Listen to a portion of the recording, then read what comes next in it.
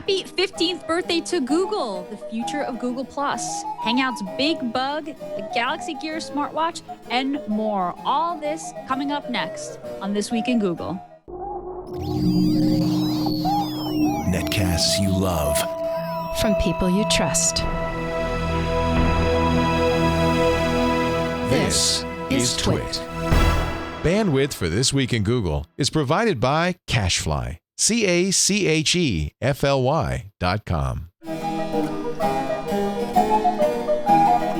This is Twig, This Week in Google, episode 218, recorded October 2nd, 2013. Show Bill the Gates. This Week in Google is brought to you by LegalZoom.com. Go to LegalZoom.com for affordable legal solutions you can trust. LegalZoom's not a law firm. You can get self-help services at your specific direction or speak to a legal plan attorney to get your questions answered and get ongoing advice. Visit LegalZoom.com and use the promo code TWIG to get $10 off at checkout. And by Squarespace, the all-in-one platform that makes it fast and easy to create your own professional website or online portfolio. For a free trial and 10% off, visit squarespace.com and use the offer code TWIG10. This is Twig, This Week in Google, the news show that covers all the stories about Google, the cloud, Chrome, Android, Facebook, Twitter, publicness, privacy, and any topic really related to that. I'm Gina Trapani, and I'm filling in for Leo, who's taking a much-deserved vacation. But fear not, he'll be back next week, back into the big chair. Actually, Mr. Jeff Jarvis, who's usually my co-host, isn't here either today. He couldn't make it. So the reason why I'm not freaking out, though, too badly is because I've got amazing panel here. In studio, we've got Mr. Aaron Newcomb, host of Floss Weekly here on the Twit Network. Hey, Gina. Hey, thank you so much for being here today and holding down the fort in Petaluma with Chad. Yeah, you bet. Anytime. Yeah, appreciate that. You're a frequent guest and co-host on All About Android and Twig, and it's very comforting to have someone I know well in the chair there on the table. So thank you. You bet. Anytime. And on Skype, we've got our fantastic guest today, Mike Elgin. Hello, Gina. I know that Hi. Jeff is not here today, so I will try to complain about Verizon as much as I can in his absence.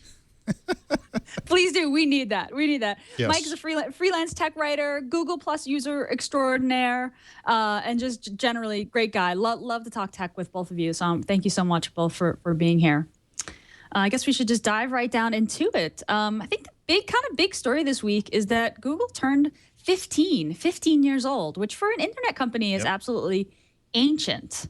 Yes. They held a press event at the original garage where the company started, which I guess they celebrate the birthday on the 27th of September, but it's that day is kind of shifted around. It's not clear what day they actually, filed as a corporation. But they held this event back in the original garage and announced a few updates to search and to their PageRank algorithm. They announced Hummingbird, which is their new kind of search algorithm following Caffeine, which I guess has been out for like a month now. No one's really noticed. And to celebrate, they changed the Google Doodle and the Google homepage to the original 1998 version. And if you missed it, like I did, you can actually Google in 1998 to see what that looked like. Yeah. Well, Gina, you were probably in middle school when Google came out, but I was actually, I actually remember it very well. And at the time, the hot search engine was Alta Vista. Mm-hmm. Just was the greatest search engine ever, Alta Vista. And this Google thing came out, and it was a research project. And it was like you had to be such a dork and nerd to even know that Google existed in the first, this is before the IPO and stuff like that. And if I recall, the paper that they wrote, engine project, was actually also available on the site originally. So you could read Sergey and Larry's sort of philosophy about PageRank and all that kind of stuff. But I actually remember before the IPO, and I remember trying it out, and it was like, wow, this is pretty good, even then. Yeah. I remember, I don't remember when I first started using Google, but I do remember the time when if you use Google, you were smart and savvy. Like it was the filter that you used, Yeah, I'm not even remember how I came about it. I was just finishing college at that time, so I was not in middle school, just to be clear, in 1998. Yeah, but I was probably using Mosaic at the time. Yeah, I was out of college, but I was using Yahoo as my primary search engine at that point.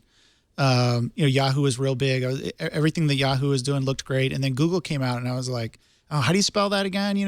And by the time I got it in the browser and pulled it up, like I never turned back. It was just like all Google from then on because it worked so well and it was so simple to use. Interestingly, it hasn't changed too much in the way it looks. It's true. You would think. I mean, if you look at the history of other companies like AOL or Yahoo or any of those companies, they've gone through major changes in the way they look. But if you look at Google, they've kept it simple and they've kept it looking, even though the features and functionality have changed over time, they've kept the look and feel very basic, very clean, and it's simple and it's easy to use. So I don't know. What do you guys think about that? Is that a good thing? I think it's a good thing. What do you guys think? Well, they dropped the exclamation point, unlike Yahoo. So it's taken Yahoo a little long to do that. It's pretty amazing that the company never went through a major pivot. I think that it was either Page or Bryn who said the original idea was to make a system so that people could order pizza online without kind of leaving their house, and that had somehow given way to search. But yeah, it's pretty amazing that it's always been a white page with an input box that returned documents. To me, the most impressive thing that they've retained is the "I'm feeling lucky" button. Yeah. That's just a goofy sort of, nobody's paying attention kind of thing that a geek would throw up there and just put a button, just, roll the dice on your search engine. And it's still there. Yep. This is a multi-gazillion-dollar company and they still offer "I'm feeling lucky." I think there's something to be said for that. I mean, it speaks to their initial bravado, if you will. They had done so much testing and they say, look, this really works better than anything else. We're going to put this button there. And it's still there today. It kind of speaks for the solidity or the integrity of the search engine itself to say, you know what, every time you go in and do a search, you hit "I'm feeling lucky" more times than not, you're going to get to the page you want to get to. So I think that speaks volumes to Google's ethos and the way that they develop their products for the most part. Yeah, and it's not just the existence of a button that will take you to their best guess. It's the language on the button that is so informal and so kind of just casual, colloquial speech. And hover your mouse pointer over the button, "I'm feeling hungry" and all this other stuff.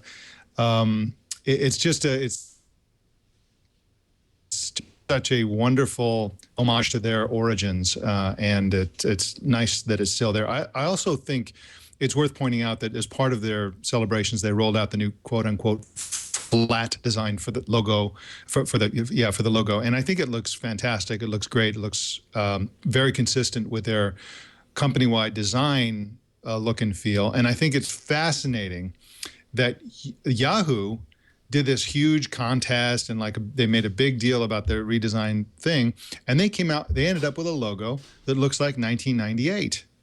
Yeah. With the drop shadow. And I remember in the 90s, like those drop shadows and sort of the 3D looking. That was what was happening. And that became obsolete like 10 years ago. And it's just shocking that after all of that, they came out with such an antiquated looking typography and logo. Whereas Google just looks, they retain the colors and the idea of the original logo, but they've just flattened it and made it 2013. I really like it. Yeah, and it's interesting now to look at Google and what they are now as a company. They're a huge company. They've got billions of dollars in the bank. They've got this set of core products and this huge business in advertising with lots of money in the bank. And in a way, they're sort of turning themselves into this like moonshot company who's trying big audacious things like self-driving cars and Project Loon and Glass. But if you rewind to 15 years ago, like their original mission, which is to organize the world's information. I think that's the phrase, to organize all of the world's information. Like that was a huge moonshot. Back then that just seemed insane, and especially as the web was just exploding. Not only did Google have to make a search engine to find everything that already existed in the web, but it had to grow at the rate at which the web was growing. And then, of Yeah. course, with books and things, you see them, scanning. So and maps, and I mean, it just exploded. I mean, of course, it was a talented team and a cohesive vision, but there's just something really magical. Not to sound like a total fangirl, although I guess this is the show to do it on. Is something magical happened with this company, and a lot of things went right. I mean, certainly a lot of things gone wrong, but more things went right. That's for sure. Well, one of the, this whole moonshot concept, I think, is very key to the company. Everything, even the stuff that isn't a moonshot, is a moonshot. When you read about, in the Plex and some of these other books about the internal meetings that they have at Google, the way they go is somebody says, we should sort of take a picture of everybody's house in Mountain View, and Larry, we're going to picture of everybody's house in the world. We're going to, every time there's an idea, it's like, let's do this ridiculously large version of that idea, and then they do it, and that's really what Google is all about. They're just about massive thinking, like really, really big thinking, and that's I think been a key to their success. Don't you guys think that it seems like they not lost it, but it seems like that they kind of declined in that aspect, the moonshot aspect, until Larry came on as. Do you guys agree? I mean, it seems like with Larry now everything's like, okay, let's focus on these core things and then come up with this subset of really big ideas like Google Glass and some other ones, right? And self-driving cars. Well, I think they've jettisoned the little ideas. For example, Google Reader, which I think was a huge mistake for them to get rid of, specifically because some of the heaviest users are influencers. So I think it's a bad PR move for them to get rid of Reader. They should have just sustained it forever, because the kinds of people who are heavy Reader users are going to be very active people online, very influential. But that is not a moonshot, big thinking type of project. It's an RSS reader. It was the best one, but it was just an RSS reader. Whereas if you look at something like Maps, no, they're not necessarily going to launch a new project as huge as Maps. But look at what they've done with Maps itself. The whole ground truth concept of essentially creating a matrix, the matrix inside this mapping thing, where they actually 3D map every inch of the Earth's surface in a way that gets high resolution. The more people use it and the more activity there is around it. That is a huge undertaking that, if somebody told me, 15 years ago that somebody wanted to do what Google has actually already done, I'd say you're nuts. That's simply not conceivably possible. It's true. It is true. So happy birthday, Google. Yeah, happy birthday, Google. Yes. I hope that Google can continue to build products that people need, that people don't know that they need, but do need desperately on the web, the way that they did with search. I remember back in the day thinking, if you would have asked me before I started using Google, in the early 2000s, do you need a new search engine? I would have been like, no, Alta Vista's fine, Yahoo's fine, right? Until I started using Google and was like, oh, this is amazing, right? But I think in a lot of ways, like users' needs, particularly like global internet users' needs, are maybe moving past or evolving to things in addition to web search. And I hope that Google can continue to deliver on those things. And so, and actually, Mike, this is kind of a controversial statement, especially with you here, because you make such good use of it. But, a lot of people would say that Google Plus, which is, Google's move into social, looking at, I think, the threats or what was going on with Facebook, and kind of coming with their own social product that, maybe hasn't seen. I know you kick me when I say this. Hasn't seen the uptake maybe that that a Facebook or a Twitter has seen. Hasn't seen that sort of hockey stick growth. Hasn't gotten great reviews. And the way that they're integrating social across all their products. I actually think that the way that they're integrating Google Plus across their products, particularly in communities that already existed like YouTube, is a really good thing. For everyone. And I think it's kind of happening slowly, and that there's some backlash, particularly when they're kind of moving Google Plus into an existing community like YouTube, where people are used to their old tools and now they have to deal with a new tool. Right. But it, Google's never said this, but I don't know that Google Plus was, maybe the instantaneous success, or maybe the success that they wanted it to be right away. I don't know. Mike, you've over 2 million encirclers. I don't even know what the term is, or followers, I guess, on Google Plus, and it's your primary writing tool, and you use it for everything, not just writing, but Hangouts and all those things. And that's my and you blog, see it that's as everything. yeah, and you see the product as a huge success. I mean, you've said straight up that it's quantifiably the best social network out there. Yes. And that's why you spend your time on it. Do you find that your family and friends, though, are also there, or did you find a new audience on Plus? They are not there, and that is the single biggest problem with it, is that the thing that people do on Facebook, which is, my old high school friends, my college friends, my family, my extended family, my coworkers, my former coworkers, all on Facebook, and that activity of following what people are doing and sharing their lives, and it's all personal, and I know all those people, is very, very compelling to a huge number of people. And that's why, if you look at Facebook's user, the amount that people use it, it's huge. People spend hours and hours and hours on Facebook. It's a very, very compelling thing that's happening on Facebook. And to a certain extent, the reason for that is Facebook was the big social network at the moment when everybody got on social network. For a long time, social networking was, and Facebook itself was just college student. Originally it was just Harvard, then it was just Ivy League, then it was just colleges, then the high school kids came along. And then there was a point at which where, those people's parents and grandparents and everybody got onto Facebook. And at that moment, it's like a game of musical chairs. There was one chair and everybody sat down on the Facebook chair. And now that they have what Facebook has, what I call a monopoly on everybody. Everybody's on Facebook because everybody's on Facebook, and that's the only reason everybody's on Facebook. And so, for something like Google Plus to come along, Google Plus is many things that Facebook is not. But one of the things Google Plus is it's also a version, a type of Facebook. One of its many hats that it wears is that it's Google's Facebook.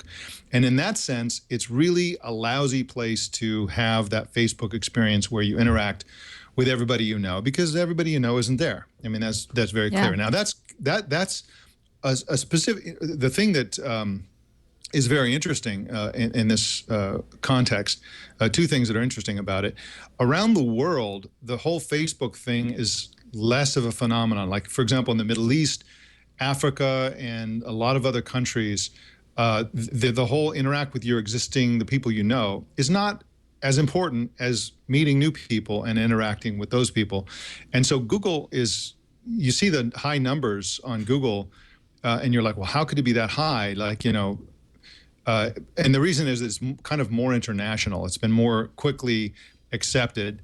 And one of the reasons it's more accepted internationally is that Google has these programs where you can use Google Plus for free. It's not counted against your minutes in India and other countries, a bunch of other reasons like that. But the problem is that for Facebook, and I'm predicting that Google will surpass Facebook in active users in about the end of next year. So in about, a little more than a year from now. And that after that, Facebook will sort of slide into MySpace land. Part of the reason for that is that once Facebook loses this sort of like this is the only place where everybody is, they got nothing. They have nothing. They have a horrible interface. The ads are intrusive. The security is problematic. Nobody trusts them. They really have a lot working against them. And once they lose that monopoly on everybody, they're done. And whereas Google Plus is very slowly gaining the monopoly on everybody. Kids are leaving Facebook because they're tired of being spied on and sort of interacting so much so publicly with their extended relatives. And so they're looking for the anonymous sources of social networking like Tumblr and so on. And Google Plus happens to be a fantastic place to do that kind of social networking as well. So I really believe in the long game for Google Plus. I think that, within 3 years or 4 years, it'll pretty much be the only major all-purpose social network that matters. There'll be always be lots of little tiny ones, but I think that the changing of the guard is pretty much inevitable, unless something crazy weird happens. But it's absolutely true that right now Facebook is a much better Facebook than Google Plus is. Google Plus is a better Twitter than Twitter, and I could go on and on with other social networks. A better Path than Path. But that thing with like your high school friends, Facebook doesn't, Google Plus doesn't have that yet. And Right. it's also, I find it's easier to start with Google Plus, and Mike, you're a big, I follow your method of posting from Google Plus out to Facebook and Twitter. So thank you very much for that. But I find that it's a great place to start. You post in Google Plus, things automatically, for me anyway, things automatically get posted to Facebook and Twitter. If people want to follow me there, they can, but I never go to Facebook or Twitter. Gina, like when you and other people start talking about, oh, Twitter's, doing this, do you have this app? I'm like clueless, right? Right. I use the web interface sometimes if someone, retweets something I say or something like that. Maybe I want to see who that is, but I hardly ever go there. And right now I'm fairly comfortable having the separate worlds of like, family and friends are on Facebook and everything else is kind of on Google Plus. It makes it really, it's like it's in a nice container right now. I mean, it'll be great when they can come over, and luckily with Google Plus, the mechanisms are there to filter out or just look at this circle versus this circle and things like that. It makes it really easy. But right now I'm kind of comfortable. It's like, I go to Google Plus. I can follow all the discussions on Google, Android, open source, making stuff. And I don't really care where those people are coming from, whether they're friends, whether I know them. I'm just looking for interesting ideas at that point. And so we'll see. I mean, for me, the other thing about Google Plus is Google's done a very good job, it seems like, of tailoring the discussions that I see on my homepage so that it is the things I'm most interested in. Unlike Facebook, when I go to Facebook, it's a blah, like someone threw up all over the page. Here's all the stuff that everybody's talking about. But on Google Plus, it seems like they're doing a really good job tailoring the discussion to what I'm interested in. And they have to do that because really Google is all about where it's all going. And Gina, you're a Google Glass user as I am, and you see that Google Glass and the coming Google Watch and wearable computing in general is going to be a whole different set of priorities and processes for social communication, where there has to be machine filtering, or sorting, filtering, whatever, and you know that like once you start using Google Glass is basically the sort of mind meld between the user and Google Plus. I mean, Google Plus, when you just say, okay, Glass, take a picture, and then hit share, off it goes to Google Plus. And then when there's a message, it sort of automatically comes in. Now, of course, there'll be apps for all the social networks and so on, but really, I think Google Glass is the first glimpse we have into the coming world where Google Plus is central simply because it's the central place where you interact with all your Google stuff. And there's going to be further integration. We've had a recent integration with YouTube. I think there'll be a point at which youtube.com will just redirect you to Google Plus, and video and all that stuff will happen right in YouTube. I think we're coming very close to a point where bloggers on blogger.com, where there would be no distinction for those who use it between a public post on Google Plus and posting on their blog. In other words, you can post either on Blogger or Google Plus, and no matter which one you post on, it shows up in the other. It's the same set of comments, except on Blogger you have your little design, and on Google Plus you don't. Those kinds of deep integrations, it'll get to the point where, it's just to use Google would be to use Google Plus, and it will be the best thing to use because of those integrations. So Google Plus as glue is a super compelling idea that Google is completely focused on. Yeah, I mean, for me, it is those services and those integrations. I use Google Plus because I have instant upload enabled on my Android device. The Android integration alone is huge. I sign in with Google a lot more because those buttons are just in my apps. I use instant upload. I want to embed comments on my blog, and I'm just going to use Google Plus because Google Plus has great commenting and threading. So even though I'm not necessarily going to plus.google.com and composing a post very often, I agree that those integrations and services around Google Plus are very compelling. I got to say, once I enabled instant upload, and it took me a while to do so, but once I enabled it, I take tons of pictures of my daughter, the baby, all the time, and like all those auto features, the auto awesomes are so great. Like I really see the value of that. Like, oh, okay, The reason why I don't actually write posts on Google Plus, and particularly like the way that you outline, Mike, of like doing a good post, you like get a great high-res photo, use formatting like bold and italic, include links, make it kind of a compelling post. It looks a lot like a blog post. But see, the reason why I use social networks, I use Twitter particularly, is because I don't have to do any of that work, right? Like I can just type a few words and put a link, and I'm done. And everyone's tweets are the same. I mean, you look at your Google Plus page, and you've obviously put a lot of time and effort into finding images and writing the right teasers and creating headlines. And to me, I'm kind of like, well, why wouldn't I just do that on my own site? Like at one point, it feels like a lot of work. It feels like more work. It doesn't feel as frictionless as, I guess, is the word that Zuck would use, as maybe some of the other places. But I think that's just a matter of, I think that's just a matter of like what you're looking for, what you want to do. If Google Plus is something like it just collects all the things I plus one and helps me do something useful with them, then fine. If it's a place where I'm just going to instant upload my photos and do cool things with them, and then let me share them, the friends and family that are on there. The thing about the friends and family not being on Google Plus, though, Google Plus has a user acquisition problem. And like I hear that you're saying that people don't join Google Plus because their friends aren't there, but their friends aren't there because no one's joining Google Plus. I mean, it really is kind of a chicken and egg problem. And we've seen networks like Instagram and Snapchat and Path even have these like huge, growth rates, very quickly for small startups. Of course, we have different expectations for a big company like Google than we do for small startups. But we've seen, huge, user spikes happen very quickly, and that just didn't quite happen with Google Plus. So I think that there is a user acquisition problem, and I don't know if it's about the complexity. I don't know if there's too many different messages around what Google Plus is. Is it Hangouts? Is it comments? What is it?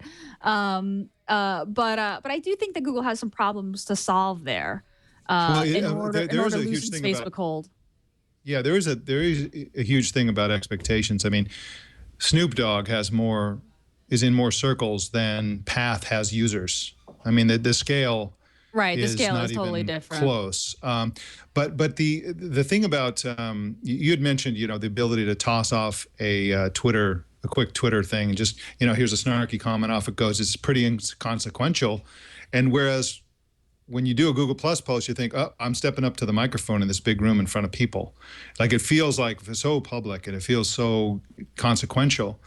The other part of that, of course, is on Twitter, it's trivial to monitor a feed. You can follow a huge number of people, and everything's so short that, whereas on Google Plus, you can really get bogged down with information overload because they can be such long posts. But I toss off all kinds of things. Like for every public post that, as you point out, is nicely formatted and all that kind of stuff, I'll probably post 2 or 3 privately to different groups, my family, friends, or whatever. And I just toss off whatever. I don't format anything. And I go all the way down to life logging.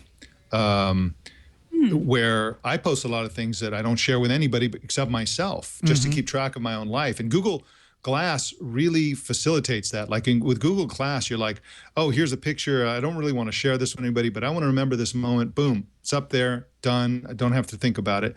And so there's this, I think slowly, they mentioned at Google I/O that for every post that's public, there are 2 that are not public. So lots and lots of people are using Google Plus, and you'd never know it because you're not, unless you're in their private circle, you're not going to see their posts. And so it's got a creeping acceptance factor that I think is more than what appears at first. The other point I want to make is that I think that people have trouble understanding the magnitude of how much is posted there. I try to post things that are very timely. If it's a bunch of people have posted something, some news or, about some gadget or something like that, I'm not going to do another post. I might share or I might not. And so what I do before I post anything is I go and I search Google Plus to see, get my finger on the pulse of how much this has already been posted. And in the first year or so, it was very often that, oh, nobody's posted on this. I'm going to be the first to post on this. Now that never happens. I'll have something that I think is the most bleeding edge information, and I'll do a search, and there's like 400 posts on it already. I mean, it's just if you look underneath the surface, there's so much activity on Google Plus. It's just monstrous. Yeah. So you have to, part of it is the circle limitations. Like if you could circle 10,000 people, it would just be completely overwhelming. But I think there's more going on than us tech pundits really realize. Yeah, I think so too. In fact, like Cabozone on the IRC was saying that he couldn't be a photographer without Google Plus because of the interaction that he has there with other photographers. The communities aspect of Google Plus. He says he learns tips, tricks, hooking up with people for photo hunts or photo walks. It sounds like he really learned about photography from Google Plus because of the community and the way it's so easy to find other people that have the same opinions and things like that. So, it seems like just getting to your point of what you were saying, Mike, about the other aspects of Google Plus beyond just what you might see or what you might think, how you might think people are using it. Yeah, and I think that.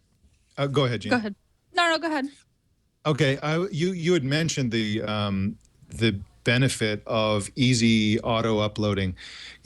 It's really worth doing. I mean, I think you were at Google. I know you were at last year's Google I/O. I'm pretty sure you were at this year's as well. I was too when they rolled out all the photo magic stuff. Yep. That's one of those things that you really have to kind of pause and go, wow, this is just like beyond the sci-fi people didn't even predict this. I mean, it not only does the picture go up automatically, and then Google decides which are the best pictures and says, you can look at all your pictures you want, but here's the good ones, which is kind of the mental process you do anyway when you take a gazillion pictures. Then it takes those and it puts little subtle, essentially Photoshop improvements on them, which are always reversible. It does something like people talk about AutoAwesome and they always talk about the animated GIF, but AutoAwesome does several things. And one of the craziest things that it did this for me recently. I went to a family wedding.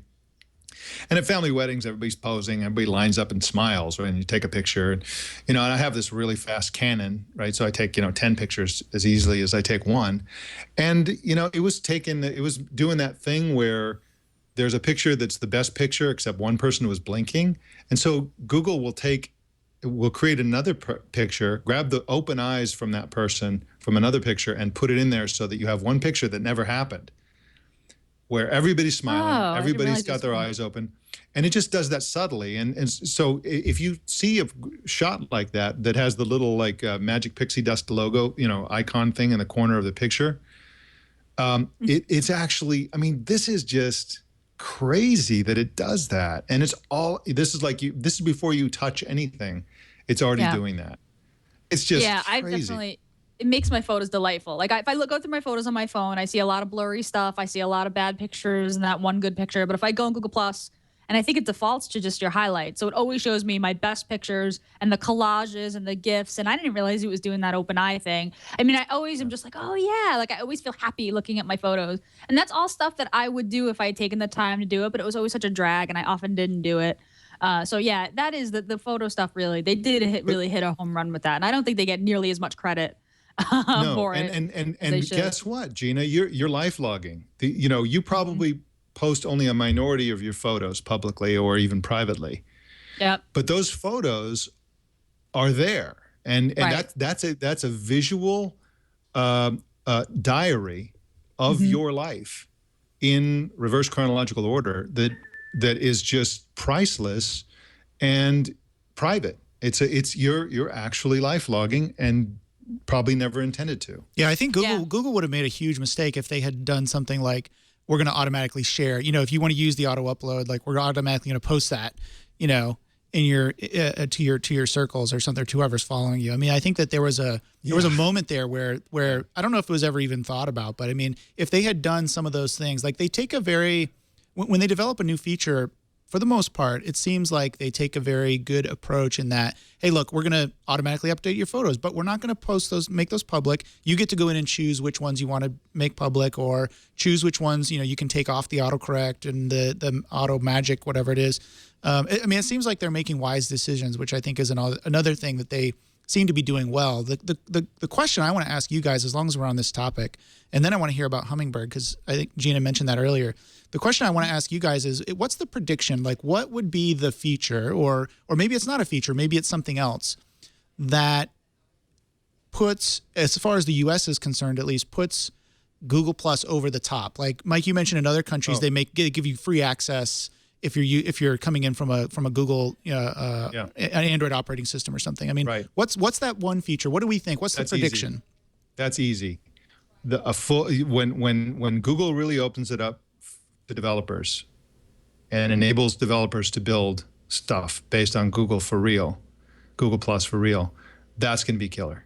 It's going to open up. It's going to launch 1,000 startups that are going to do crazy good stuff. I mean, it's crazy to think that to this day Google Plus is not, it's just pretty closed. I mean, there's developers are pretty much locked out, and I just think that's just going to be a singularity where everything changes.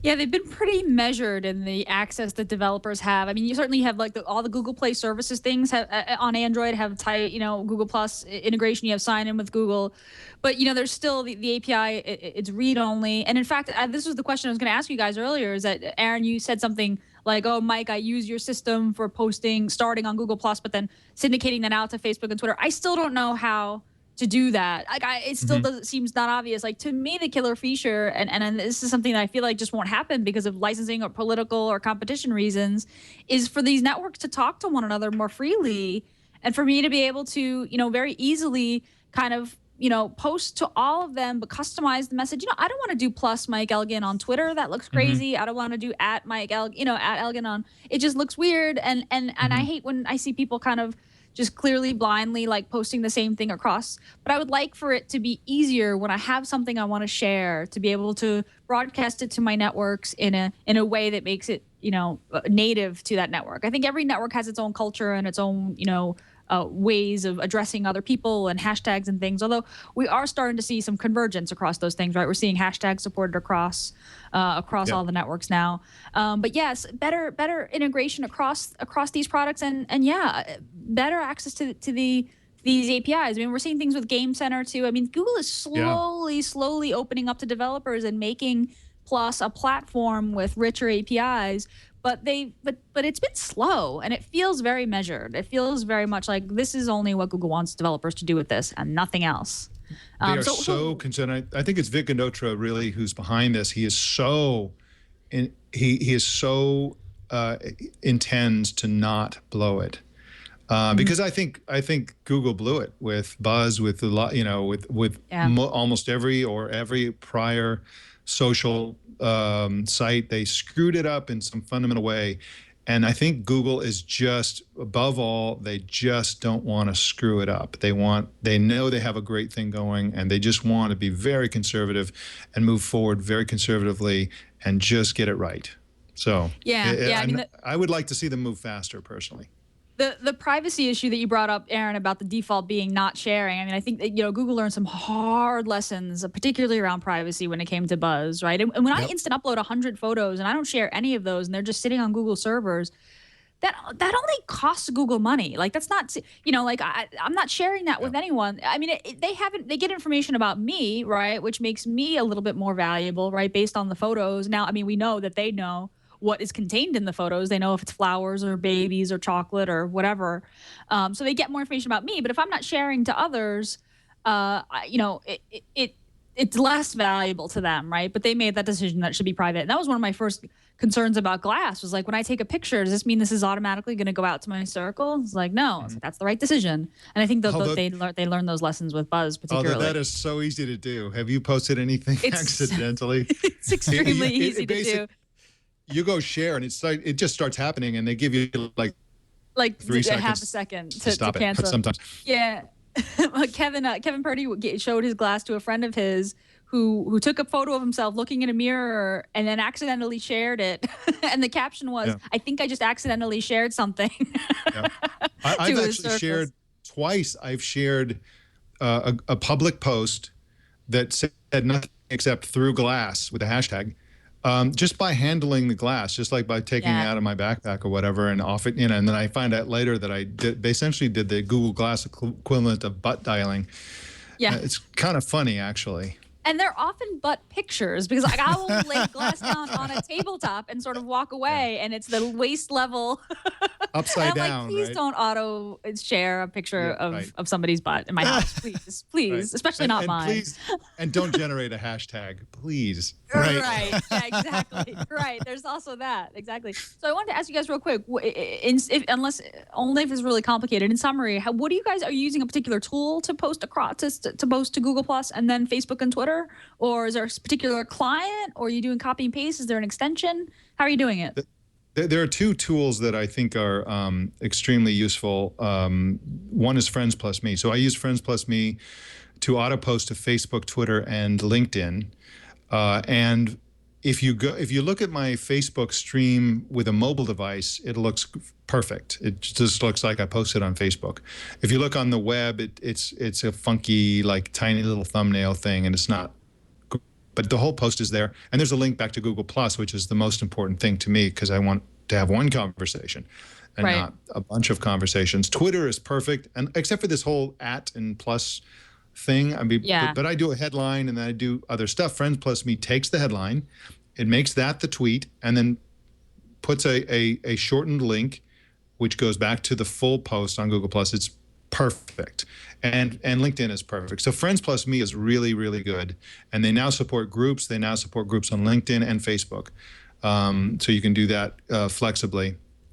And then there's also something called Do Share, which is, it's a little funky, and they're struggling against the fact that they don't have right API access to Google Plus, but it enables you to save posts and to schedule them. So you can have posts going out every hour or whatever on a schedule.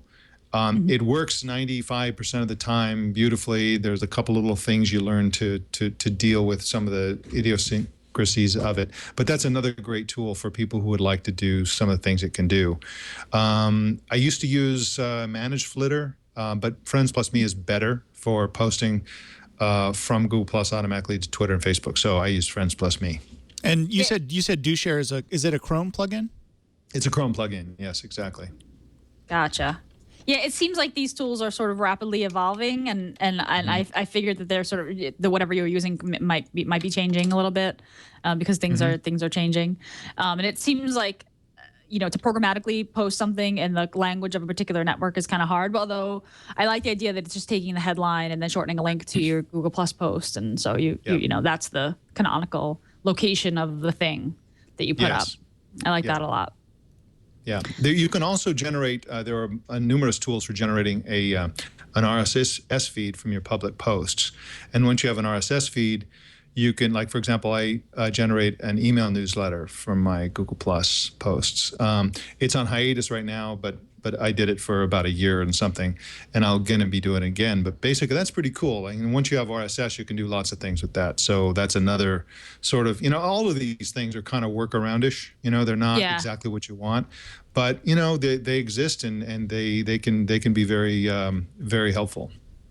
Yeah, I always still come back to that question of like, well, if I'm going to do all this work to make it work on Google Plus, why wouldn't I just write on my own site and my own domain, using a tool that I own or, data that I own and do this that way? But at the same time, like, I'm just not going to set up services. It's the same reason why I use Gmail versus running my own IMAP server, which I did for years, is like the time that I would have to spend to do the maintenance and have it work as well as Gmail does is just not worth it to me. And for something particularly like the photo stuff, like I'm just not going to do all that stuff manually in Picasa. I'm not going to write the scripts, the software to do it myself, for me automatically. So it's just easier. So I get it, but it does sound like Mike, you spent a lot of time kind of working around and using different tools. I mean, you're definitely pushing the edge of the platform and kind of doing all the hacks that you need to do to make it work for you. Yeah, I mean, the RSS thing, that took a bit of figuring out. It took me a day to figure that out a long time ago. And Friends Plus Me has to be set up. But in both of those cases, once it's set up, you're done. You don't touch it. You don't think about it. It just works, and in perpetuity. There's just no Do Share. You go in and interact with the site itself, or the plugin itself every time. But it can be worth it. But again, as you were implying, for most people, you're gonna have a Google password. Like something is gonna required yet. So you have a Google password, and you're probably going to want to do certain things of Google. So you're going to have a Google Plus account. Okay, you kind of have to have a Google Plus account almost for some people. And since you have a Google Plus account, you don't really need a Facebook account if you have these tools that auto post. You know, it's not ideal to post through these things, but it's better than wasting your time on Facebook. And so it's really this is what Google is going to keep doing. They're going to keep adding these things. You know, they've already announced that Google Plus is going to be the social network for their whole new Android gaming universe. Right. Yep. And if that gets huge, then we're going to see. So one by one, they're going to use Google Plus to be the basic social platform for all of the stuff that they do. So to use Google will be to use Google Plus. And since you're using Google Plus for one thing, you might as well use it for the other thing. Right. I mean, they're clearly committed to it as a platform going forward. Yeah. Well, when they held that 15th birthday press event at the old garage, the original garage where the company started, and it made me a little nervous. You know, the homepage thing and the garage thing made me a little nervous because I think, looking to the past and getting nostalgic is one thing, and I think that that's something that big companies kind of do a lot, especially when they're struggling with their big company-ness, is to sort of get nostalgic and sort of make kind of the old days, kind of this golden era or something. I always want to. I'd much rather hear about what the future is. But happily, Google did make a lot of kind of small announcements about changes that they've made, particularly to search at that event. They have added in search results, particularly kind of sticking to the core product there. They've added comparisons and filters into the knowledge graph. So if you search for something like, this is the example they gave, you search for impressionist artists, you'll get this kind of banner across the top of the page, and then you can filter by different kinds of artists. So expressionist, cubist, modernist, realist, which is kind of nice. So it's like, this is, again, Google. If Jeff Jarvis was here, he would say that they're trying to intuit, your intent. Another thing that they do knowledge graph comparison. So if you wanted to know what the fat content was of olive oil versus butter, if you search for olive oil versus butter, you would see, the knowledge graph tables, which would normally show up on the right hand side, show up right there at the top of the search results and kind of compare the two. And Chad is bringing that up. Yeah, right there. Thanks, Chad. So you can see how many grams of fat are in olive oil versus butter, the number of calories, which is really nice. So Google's just trying to get really smart about what you're looking for. Also, continuing on a theme that they talked about at I/O is this idea that everybody uses different devices and that you should be able to get the same information across your devices, and the devices should kind of be aware of one another. The next couple weeks, new version of the Google Search app is launching on iPhone and iPad, and so you'll get notifications across your devices. So if you do on your Nexus 7, if you say, okay, Google, remind me to buy olive oil at Safeway, when you walk to the store with your iPhone, you'll get a push notification to get olive oil, which is really nice. And this is something that those of us who are using Android have had for a while. But now that it's on iOS, you can get the benefits across devices. And you can see, Gina, in both of those cases, in both the cases of knowledge-based comparison and of the sort of the information following around on a device, these are very wearable computing-centric ideas, and it's all about your invisible friend. It's all about Google Voice Search, Google Now, and it's going to get to the point where you just talk and you don't care which device is listening. Is it your car? Is it your house? Is it your TV? Is it your phone? Is it your tablet? Is it your computer? Is it your watch? Is it your glass? You won't care. You just say, I want to know this information, or remind me to do X, Y, Z, and it won't care which device, you won't care which device, and it won't care which device it tells you about the result later. Right. So it's really going to be this sort of invisible friend that is just ubiquitous, just ambient, and all of their search stuff is sort of being re-engineered to make that possible. Yeah, and they're converging upon that one design, the very mobile, touch-friendly, the car design. Yeah, the Google Now car design, the glass design, which I imagine is going to be the watch design, which is a really great UI. It works across a lot of a lot of devices. So we're going to get that consistent, that nice consistent design. Hummingbird, which is the code name for the new search algorithm, like I said, rolled out like a month ago. And from what I understand, and Aaron, let me know if I don't get this right, Hummingbird basically lets you ask questions of Google, but it extrapolates what you mean by the previous query. So you could say something like, where's the Eiffel Tower and how tall is it? And it knows that it was referring to the Eiffel Tower and can give you those answers.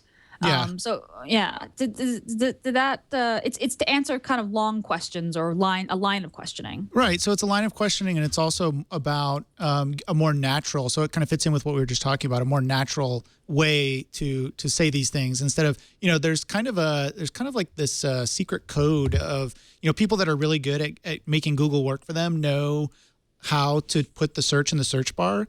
And so I'll see like my kids doing searches, and I'm like, no, put this word here and move this there, and then put in this little, minus this, and it'll get you exactly what you want. And it seems magical, but, not everyone knows how to do that. So I think it seems like what Google's trying to do with Hummingbird is make it a more natural conversation. And I think this also enables what they showed at Google I/O, where you can say, drive, I forget what the example was there, but, some lady was trying to drive somewhere, and she, instead of saying like, drive to this address, she was like, take me home. It wasn't even like navigate or anything. It was just like, take me home. And it knew automatically to turn on navigation and to route her to wherever her home was. Right. And I think that's what this is trying to get to. So I think this is one step further in that nirvana that they anticipate, is that kind of like what Mike was saying, you just talk out loud, kind of like the communicator from Star Trek: The Next Generation. You've always got a device somewhere, whether it's attached to you or nearby, and you just say these things, and it comes up. So it's there before you even have to go to a terminal or pull out your phone. You pull out your phone, you turn it on. That information's already there in the drop-down pane or something like that. That's what it seems like they're getting at here. Right. So it's almost kind of like the death of the search operator. I mean, it's like phrase search, and plus, it's like salsa, but not the dance. Minus dance. You'd have to know all these special codes, right? But this is the smart Google, the Google that you can speak to as if it's another human, and it understands what you mean in the context of what you've been talking about, and it knows so much about who you are. Yeah, it knows it has context, and it knows who you are and what you're talking about. Yep. As I understand it, the new translate algorithms are similar to this, in the sense that instead of trying to just like do this keyword thing and sort of just you said this word, so we're going to give you things that have that word in it.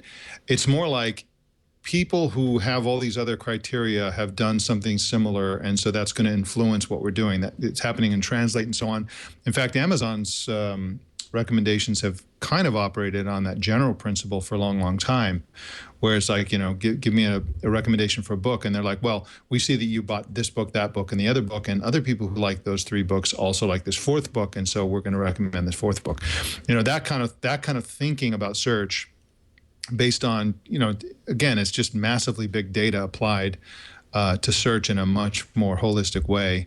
And I would like to say that there have been some critical, snarky reports that Google turned this thing on and nobody noticed, as if it was so great, everybody would have noticed. But in fact, the fact that nobody noticed is precisely what's so great about it. Something like this is built. The information behind it, the stuff that makes it good, is built by the actions of users themselves. So like Maps, like Google Plus, like lots of these things, they essentially build the infrastructure, and then the actions of users make it good. And so the fact that they flipped a switch and went to this new system and it wasn't jarringly bad is almost a miracle. I mean, that's like amazing. And then as people use search more over the coming months, you're probably likely to see search get a lot smarter. And it's not something you're just going to notice right away. The fact that you didn't notice that it was dramatically worse right away is quite a feat of engineering, and it's likely to get much better. This is a self-learning thing. All search is. All search algorithms are. It's all. Its quality is and robustness and the fidelity of it is determined by the actions of millions and billions of users. Yep.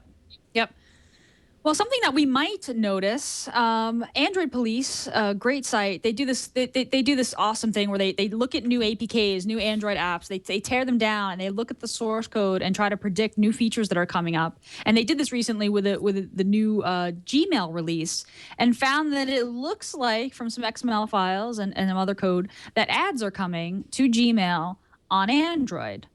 And I'll be honest, I'm concerned about this. I haven't seen ads done really well in a mobile app by too many people. I think if anyone's positioned to do it, Google is positioned to do it. But I live in Gmail on Android. I process a lot of my email on my phone. And I'm wondering, what this is going to look like. Is this going to be a banner ad at the bottom of the page? Obviously in Gmail, kind of in the browser, you have the keyword ads kind of showing up in the right-hand column, but you just don't have that kind of real estate on a touchscreen device. And I think it's really easy to accidentally tap on an ad when you meant to tap on a reply button or something else. So I'm really interested to see how Google does this, because I think that if they don't do it well, I think there'll be some backlash from users about, them kind of being an advertising company and affecting, I think what's a really core experience to Android. Do you guys use Gmail on Android?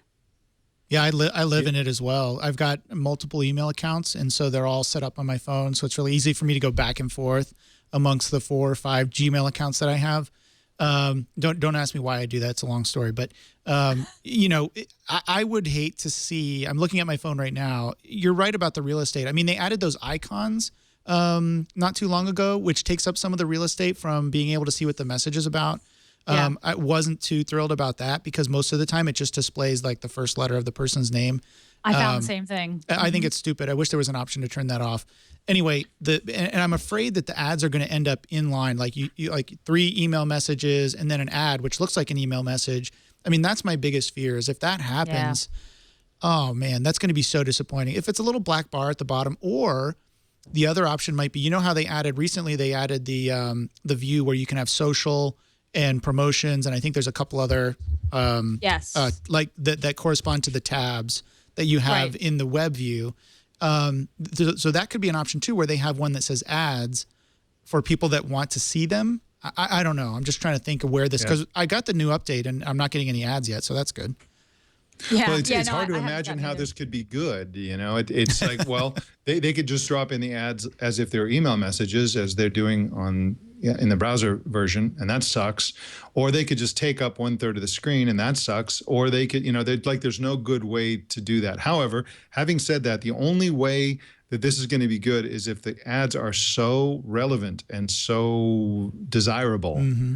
That you want them no matter what form they come in.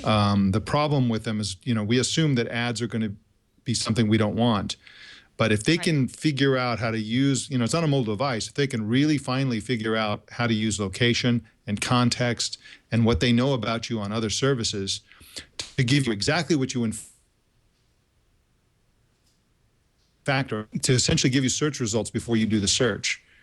That would be acceptable. Beyond that, it's not going to be popular, probably. Right. So like, in Gina's example of where in your example, Mike, of where you upload a photo, but you don't share it, and Google has maybe the location information, maybe you get an email message saying, hey, we realize you're at such and such, the corner of such and such intersection. By the way, this pizza place is giving you a free slice of pizza if you buy another one or something like that. And it would appear in Gmail as opposed to, because I may not have Maps open, but I'll get that notification if I get a new email message. So it could be good. It could be good in that sense. But I think, you're right. I'm trending more towards, this sounds like a disaster. Yeah, we see, Gina, that you're uploading a lot of pictures of a baby, and therefore you probably need a good stiff drink. Here's a bar around the corner. That's right. Yeah, That's but right. don't go to the butt picture analogy, because then it gets all crazy. It gets bad fast. So some of the strings that Android Police found in the XML were will not save ad as message, will save ad as message, ad dismissed. So it looks like maybe dismissed makes me think that it'll show up maybe as some sort of toast, or maybe I've sent a message on Gmail and it says message sent. By the way, you mentioned something about credit cards. Amex has a 10% discount going on. You just go dismiss, or whatever. I don't know. It'll be interesting to see. It'll be interesting to see how they handle it. I hope that it's subtle and relevant and good. Better than I've seen most ads. I actually think Foursquare is the only mobile app I use that has done ads of promotions that don't bug me and have actually piqued my interest enough to take advantage. Like Amex had kind of a special thing going on with Foursquare, and now if you check into a place with Foursquare, it'll say like, "Welcome, your friends so and so and so and so have been here. By the way, like save money on whatever, to be some sort of like clearly marked ad." And it's just like, okay, dismiss. I would have seen that anyway, and it doesn't interrupt the user flow so much. It's just that email is so personal. And the ads don't bother me in the web browser, but again, you've got so much space there. Moving into the physical world of receiving stuff, Google acquired BufferBox, which is a Y Combinator company that puts up kind of, I guess they're little just mailboxes in public places like coffee shops and such. And so you can order from your favorite retailers and have them delivered to your BufferBox, and then you can go pick it up at your BufferBox. Well, it was a Canadian company, and I guess the BufferBoxes were only available in Toronto. Well, Google is expanding their pilot to San Francisco, and that's happening now. And it looks pretty cool. I'm not totally sure how different this is from just like having a private mailbox. And I know that Amazon has like an Amazon locker service as well, which I think is kind of a similar thing. But the problem it's trying to solve is just like, hey, you're not home, you're at work, and you had a package delivered. But this is a safe, secure place where a package can be delivered and you get a push notification when it has been. Yeah, the difference between that and like a PO box or whatever is that if you don't have a package, you don't have an empty box. You just did for the duration of when you have a package. It's almost like putting your luggage at the train station and you take the key, and then when you go back to get your luggage, you leave the key in there and somebody else uses it later. And Amazon's locker service, this is clearly a response to Amazon's locker service, is not doing so well. I think them out of a lot of 7-Elevens. 7-Eleven is one of the companies that's working with BufferBox to try this, but it just seems like a kind of a funky business for Google to be in. I just don't see this succeeding. Having said that, there is an interesting trend that I wrote about last weekend of everybody tests everything in San Francisco, and including Google on other things too. The Google's new delivery service, which just recently went into the Bay Area, started in San Francisco, but there's a long list of services you can only get in the city of San Francisco. And this BufferBox thing is when they tested another city, the second city is San Francisco. So San Francisco is always the first or the second city to get these cool services. And if you add them up, you're like, wow, man, I'm moving to San Francisco. This place, this is some cool stuff. Having said that, this looks weird. There are a bunch of coffee shops and stuff. Who wants to pick up a package in a coffee shop? Well, they had also launched a local shopping delivery service in San Francisco as well. So it sort of makes sense that these two things would be launched hand in hand. Aaron, have you tried any of these new services in I guess Petaluma's not. You guys are a little far out. Yeah, I'm too far from San Francisco to make use of this, and it really doesn't appeal to me. Maybe I'm not the target audience. I guess I'm. It seems like, what are they going to do above and beyond what like the UPS store already does and things like that? Right. I think what Mike said about maybe more of a timeshare thing where you only pay for the time that they're holding a package for you, that kind of makes sense. They could compete in that angle, but I don't know. I mean, I was intrigued with the whole Amazon locker thing. I thought that was interesting. I guess I'm more interested in improving delivery services so that I can get things faster. So if there's some way to use this and also get like same day shipping to these locations or something, I mean, that might be interesting, but I don't see that as being part of this. So. Right. Yep. Let's see. What else do we have going on here? This is relevant also in lieu of the 15th anniversary. Pew survey says that 56% of internet users Google themselves. See, I have an excuse to Google myself often. We do it almost every week on the show just to try out new features. So it doesn't feel like too much of an ego indulgence. But yeah, that's more than half of adults. This is an article at reports Search Engine Land. And in fact, men search themselves 58% of the time, women 54% of the time. And they've got also further breakdown by race and age. Of course, the younger you are, the more likely you are to Google yourself. Education and household income. Kind of interesting. I mean, I think, not unexpected. I guess we all are concerned about, what people are seeing when they try to find information about us. And, what information about us is out there. I'll admit I had a Google alert set up for my name there for a while. Like get an email whenever, a new web page on the web showed up with my name in it. It was usually stuff that made me go like, oh. But it was mostly useful. I wonder if Google could offer more, going into the kind of social part of it, like if Google could offer more and better tools. And I guess Google Plus really is the solution to this for sort of creating your presence online and managing it and making it, putting yourself, putting the content out there that you want people to see. And I guess that's exactly what Google Plus really is. Yeah, I mean, what you're talking about is reputation management, and there are a couple of reasons to do that. Like if you're a professional, like us, you're sort of in the public sphere in some way. You want to see if somebody's out there trashing you, if somebody's committing a libel or whatever, or if somebody's stealing your content or stealing your name. That's all good to know. I think younger people are curious. I mean, there are lots and lots of people who they search their name and there's nothing but a Facebook thumbnail picture of themselves, and that's all they're going to find. But when they do pop up, it's like pretty cool. So it's sign of the times, and why not? I mean, you mentioned, Gina, that I was curious about this, that you had a Google alert. Did you get rid of it? Yeah, I did wind up getting rid of it at some point because it didn't feel complete, and it only came once in a while, and I kind of went through an inbox purge where I was like just shutting down any, ran as many emails that came to me automatically as possible. And I just felt like, I'll find these things as they come up or people will tell me about them. That's fine. And honestly, it did not feel complete. Google Alerts felt really good and timely. And I would get, big digest really often a couple of years ago, but it seems like it's kind of gone downhill. I don't know if they're just not maintaining it enough or if it's just my searches weren't configured correctly. Do you still use Google Alerts? I use it heavily. I mean, I have hundreds of alerts. And I have a special folder in Gmail to receive them all, and once a day I try to slog through them. I get 150 or so a day or something on every imaginable topic. Wow. I have too many. Like if I what things I do is if I am introduced to a new concept and I want to learn more about that concept, I'll just set up, just the news related to that concept.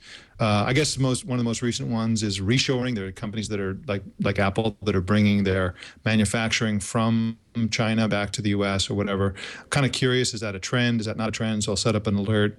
It'll throw me for a while and then I'll get sick of it and delete it. So I'm very fluid with it. I probably create alerts every single day and delete some every other day or something like that.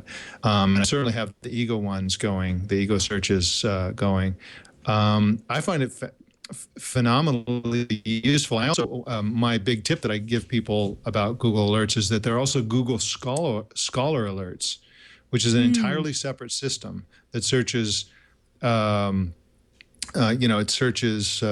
scientific journals and stuff like that. So if you're interested in technology, so search engine technology, you want a Google alert searching the general press, and then you want another one with the same keywords searching the scholarly press, because there are a lot of papers that people are writing that are very instructive.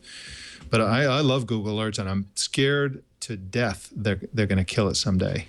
It wouldn't surprise me, actually. That might be a sad day for you. Yeah. Yes, I haven't heard a whole lot about it in a while. I'm really encouraged to see that this number of people Googling themselves. And I think it's really important. I mean, people might feel vain doing it. Like, oh, I'm not going to Google myself. That's so vain. You really should, especially if you're in the job market or looking for a job or people, for employers, that's probably one of the first things they do is do a Google search on your name, and you ought to know what's coming up. When I was looking for a job recently, I read a story about it. This guy who, there was someone with the same name as him who did some horrible things, and he was wondering why he kept getting turned down for all these jobs. And then he found out that there was this person with the same name that was doing all these crazy things, and people were thinking it was him. And he had a heck of a time trying to go through. I think he eventually did hire one of the reputation online places to fix this. I think they finally got it fixed. But I mean, this poor guy was searching for like over a year trying to find a job, and he didn't realize this until later. So I think it's in everyone's best interest, whether you feel, like you're like it's a good thing or not. You definitely ought to go do it just to see what pops up, because that's other people's view of you that may not know you very well. And Google Alert is an efficient way to do it, because you don't have to go searching every week or whatever. You can just set it up and forget about it. And then if you pop up somewhere, it'll show up in your inbox and you can see what people are saying. And, I think the sense that is that they had some problems for a while, and it's gotten better again. But I could be completely wrong, and I'd be curious what the experience is of people listening or in the chat room, whether it's gotten better for them. I get tons of stuff. I don't know if it's comprehensive, if there's things being missed or not, and I'd really love to know whether it's really getting everything. Mm-hmm. Yeah, Aaron's your point about Googling yourself is, I was kind of joking about feeling like I had an excuse. It does feel vain and egotistical, but you are right. It really is useful to see, it's like, walking out of the house in the morning without kind of looking in the mirror. And it's sort of just a reality of today's world. And especially for young people who are looking for jobs or applying to go into schools, plenty of potential employers and even schools and stuff are looking at your, what you look like online, and pity the folks with common names who get confused. Well, people should realize that nowadays companies hire external consultancies whose specialty is to find out everything there is about you, to the point where they even friend you on Facebook or whatever, and do deep research to find out everything there is about you. They essentially profile you, label you, categorize you, and then go back to the prospective employer and say, okay, this person falls into the following 3 unemployable categories of party animal, whatever. And I mean, this is a very, very sophisticated new industry that's being embraced increasingly by companies. And even those that are not going pro with the big specialized consultancies are doing a version of that in-house, because it's simply so easy and so inexpensive to do. So yeah, you really have to know what they know about you if you're looking for a job. Yep. All right, well, next up we're going to do the change log. But before we get there, Leo has time traveled from the past to the future, to the present, I don't know. He's time traveled to come say a word to us about our sponsor today, LegalZoom. Hey, Jeff. Hey, Gina. Don't mind me. I'm somewhere in the middle of the Adriatic, but I came back just to tell you about LegalZoom.com. LegalZoom is not a law firm, but I think they're better. There's certain things, legal things, one needs to do in life, but you don't need to spend all that money on a lawyer for. Things like a last will and testament, incorporating your business, an LLC, trademarks, patents. LegalZoom can help you with these legal tasks at a much more affordable cost. You get the feeling of control, which is great, too. In fact, this is how we did our LLC here way back in 2005. And it was partly because I didn't want to spend the money. All right, it was entirely because I didn't want to spend the money. But I do love the idea that I see the whole process. I go through it step by step. I answer the questions. I think about it, and I get the document I want. I think there's a lot to be said for that. There's a lot of pride with starting your own new business. If you don't protect it, you're going to regret it. I can just say that. You're at risk of losing it. Worse, if you get sued, you're at risk of losing your personal assets. That's why you create an LLC or corporation, to protect your personal assets, to limit liability. That's what it stands for, limited liability. So here's the deal. I want you to protect yourself. I want you to use LegalZoom.com. I want you to join the million business owners, actually over 1 million business owners like me, who have used LegalZoom in the last 12 years to help start their businesses. You'll save time. You'll save a pile of money on startup costs. And they don't mention this, but I really think the sense of control you get is great. By the way, you can get legal advice from LegalZoom. They have this is new. They didn't have this when I did it. They have the LegalZoom legal plan. They've got contracted relationships with attorneys in almost every state. You can see their profiles online, unedited customer reviews. They're pre-negotiated fees, so you know exactly what you're going to pay. So you can get an attorney to give you some answers. Help you decide between an LLC or a Chapter S or a Chapter C, for instance. Get a DBA. You can even form a nonprofit, all just starting at $99 at LegalZoom.com. Wills, trusts, trademarks. I love LegalZoom. I think you will too. I really feel like they're a company that is empowering people like me to live their dream, and I think that's so great. Try it today. LegalZoom.com. All I ask when you use it, just please let them know you heard about it on This Week in Google. Put TWIG in the referral box, TWIG, and as our thank you, we'll give you $10 off. How about that? LegalZoom.com. Use the offer code TWIG. Back we go to This Week in Google. And now, the changelog. The Google changelog.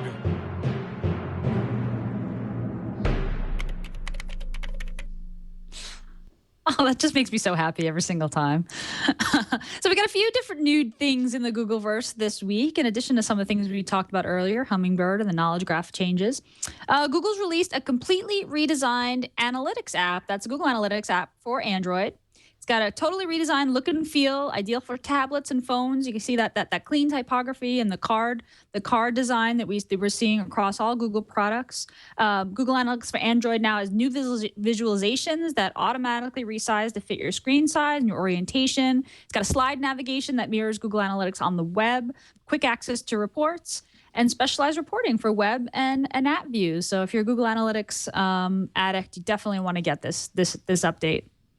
Google also launches Web Designer. This is a visual tool for building interactive HTML5 sites and ads. This is a desktop app for Mac and Windows, and you can download it if you go to google.com/webdesigner, and it's available right now. Again, just Mac and Windows. And I got really excited about this because I thought, oh, this is a web development tool where you can make websites that are super interactive HTML5.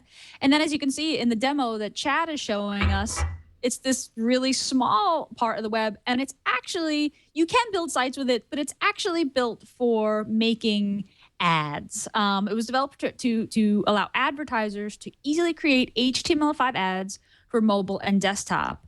Until recently, Google argued advertisers didn't have the tools they needed to easily develop content fit for today's cross-screen experiences, and Web Designer wants to be that tool. You can also make whole sites with it, but you'll see, in the demos, really it's about making banner ads, and the standard ad sizes are kind of built right into it. Google's reverse image search is now available in Chrome by default, no extension needed. This is in Google Chrome 31 and above, I believe, and I don't have it yet, but it's rolling out over the next few weeks. You don't have to install an extension to reverse image search. You can right-click on an image, and there's an option in the menu now that says search Google for this image. So you do a reverse image search, and basically it lets you see content that's related to a specific image. So if you search for a picture of your favorite band, you'd see search results that include similar images of the band, or web pages about the band, or even sites that include the same picture. Of course, I call this the catfish feature. Catfish is that show about people who get into online relationships and haven't met the other person, and this other person is usually looks like a supermodel, and then they do a reverse image search and realize that they've janked this image from somebody who's totally not them. Mm-hmm. So now Chrome makes it a lot easier to do that. What else? Oh, Google's rolling out a streamlined colorful new design for docs, sheets, and slides in Google Drive. This is just kind of a minor update, but it does look really nice. You'll see in the screenshot there, you'll notice each editor has a product icon displayed in the header, kind of bright color, and that doubles as a link back to all your files in Drive. And the header is more streamlined and compact, and so you can focus more on your content. It looks nice. I can see it here in the rundown here. We use Sheets for the Twig rundown. And finally, what we talked about earlier, the new search engine and card UI for mobile search, and the new iOS search app. that we talked about earlier, the 15th birthday, so that you get cross device notifications and the knowledge graph comparisons and filters all rolling out now, and Hummingbird as well, which has been rolled out for quite some time. So yeah, that's it. That's all I got. The changelog. Thanks, Chad. Hey, Gina, did you guys cover last week? Maybe I missed it. The inclusion of the new apps icon when you go to Chrome, instead of having all your Chrome apps come up, like you have the little apps button. We didn't actually. I think I may have mentioned it when it was in beta. Chrome is one of those things, because there's Canary and it's Canary and then the dev channel and then beta. I'm not even sure how many channels there are, but you can often kind of see new features coming from far away. But yeah, that little apps button in the upper left-hand corner of Chrome, like right under the back button. Right here. Yeah, this is right there. Chad's got my desktop. So now, instead of like having this was what used to come up when you open a new tab. It was like all your stuff. You can see I'm a big old-time arcade guy. But that's what used to come up, and it was kind of like blah. Here's all your apps on the page. And then I think what they decided to do now is, number one, they're bringing the Google search bar front and center, which is interesting. And then so you have the button for apps, and then the other thing, well, it's even showing me over here on the other side, Chad. Welcome to the new way to find your favorite Google products. So you can open up the grid, and it automatically drops down, the things that I use most often, which is really helpful if I just want to click, on Drive without like going to a different page. I mean, it saves me a couple of clicks, but throughout the day, that actually adds up to quite a bit of time savings for me. So I can go right to YouTube, I can go right to Google+. So they've changed that around a little bit, and I really like it. The more I use it, at first I was like, I'm not sure, just because I was used to the old way of doing things. And now it's like, wow, this makes so much sense. Why didn't they do this years ago? Because it really makes it more streamlined on the page, at least for me. Yeah, I have to say, I did not mourn for the departure of the black bar. I think they called it the sandbar across the top. It's much cleaner. I like the white space a lot more. That grid of little boxes in Chrome, when I first saw it, I was like, ooh, hey, get out of my Chrome. I mean, the whole point of Chrome is that it's supposed to disappear. Like the actual Chrome is supposed to disappear a little bit. But I've gotten used to it. I mean, this like very cohesive design is really, and you mentioned this earlier, Aaron, like this is Page. Like this is Larry Page coming in and saying Google is going to have a consistent design that shows up across all the products. And it's really nice to see that, the cards and the good typography and the white space, and now you see the hamburger icon a lot, and now we're seeing this grid of the apps grid button. It's these visual signals that you're like, oh, that's what that is, and I could see that in all different contexts and still understand what it is. So I really like it. I've accepted it. I didn't love that I had a button added to my Chrome, without adding it myself. Right. But I'm good with it. Like now that I can see them rolling it into the web products as well, I like it. And they even have a new commercial. I don't know if you've seen it, that talks about Chrome. It's a commercial for Chrome, and it says, mobile, tablet, TV, or mobile, tablet, laptop. I forget what it is, but it's like, it's the same experience everywhere. So they're really pushing for that. And I think that's what this is all about, really, making sure that the user interface is common across all the devices so that people feel comfortable using it the same way on everywhere they interact with it. Yep. Absolutely. Yeah, that's a good commercial. Definitely pushing us toward a multi-device world where you've got a computer and a tablet and a phone, and everyone has a computer and a tablet and a phone and eventually a watch and glasses, and that's totally normal. And you're not dismissing notifications across all of them, which is nice. Speaking of watches, the Galaxy Gear reviews landed today. I know this is a little far afield, but the Galaxy Gear is getting some bad reviews out there. It's horrible. Yeah. Yeah. Have you tried it, Mike? Have you tried one? I haven't, but it's. I wrote about it when they first announced it, and essentially declared it dead in the water. The whole point of the new version of the wearable computing movement is that suddenly wearable computing is wearable. Like, watches and smartwatches and cell phone watches and stuff have been around for a long time. You could, 10, 12 years ago, you could buy a watch that could make phone calls and that could take pictures and all that stuff. I had a camera watch, in the year 2000. But they were horrible. They're huge. It's like a TV set lashed to your wrist. They're just gigantic, boxy, bulky thing. most women could never wear a watch like this, except for ironically, or as a geek statement, fashion statement. They're just awful, and so the promise of the new watch movement that you see with the fitness oriented watches, and also the idea that Apple's working on a curved glass smartwatch, is that they're going to be actually. You can wear them in public and not be a complete dork. And then along comes Samsung with this throwback device that's just a gigantic, boxy, bulky, ugly thing that is, it's just incomprehensible that they actually did this.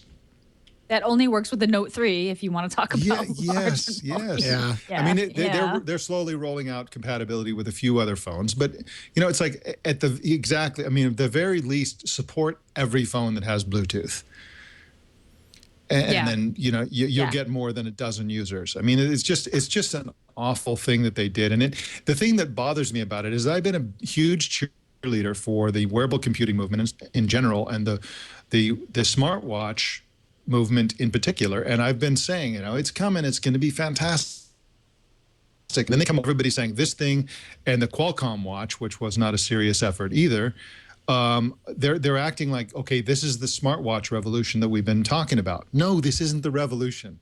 This is not. Yeah, this is a throwback to the thing that we're going to bury with the revolution that hasn't actually started yet.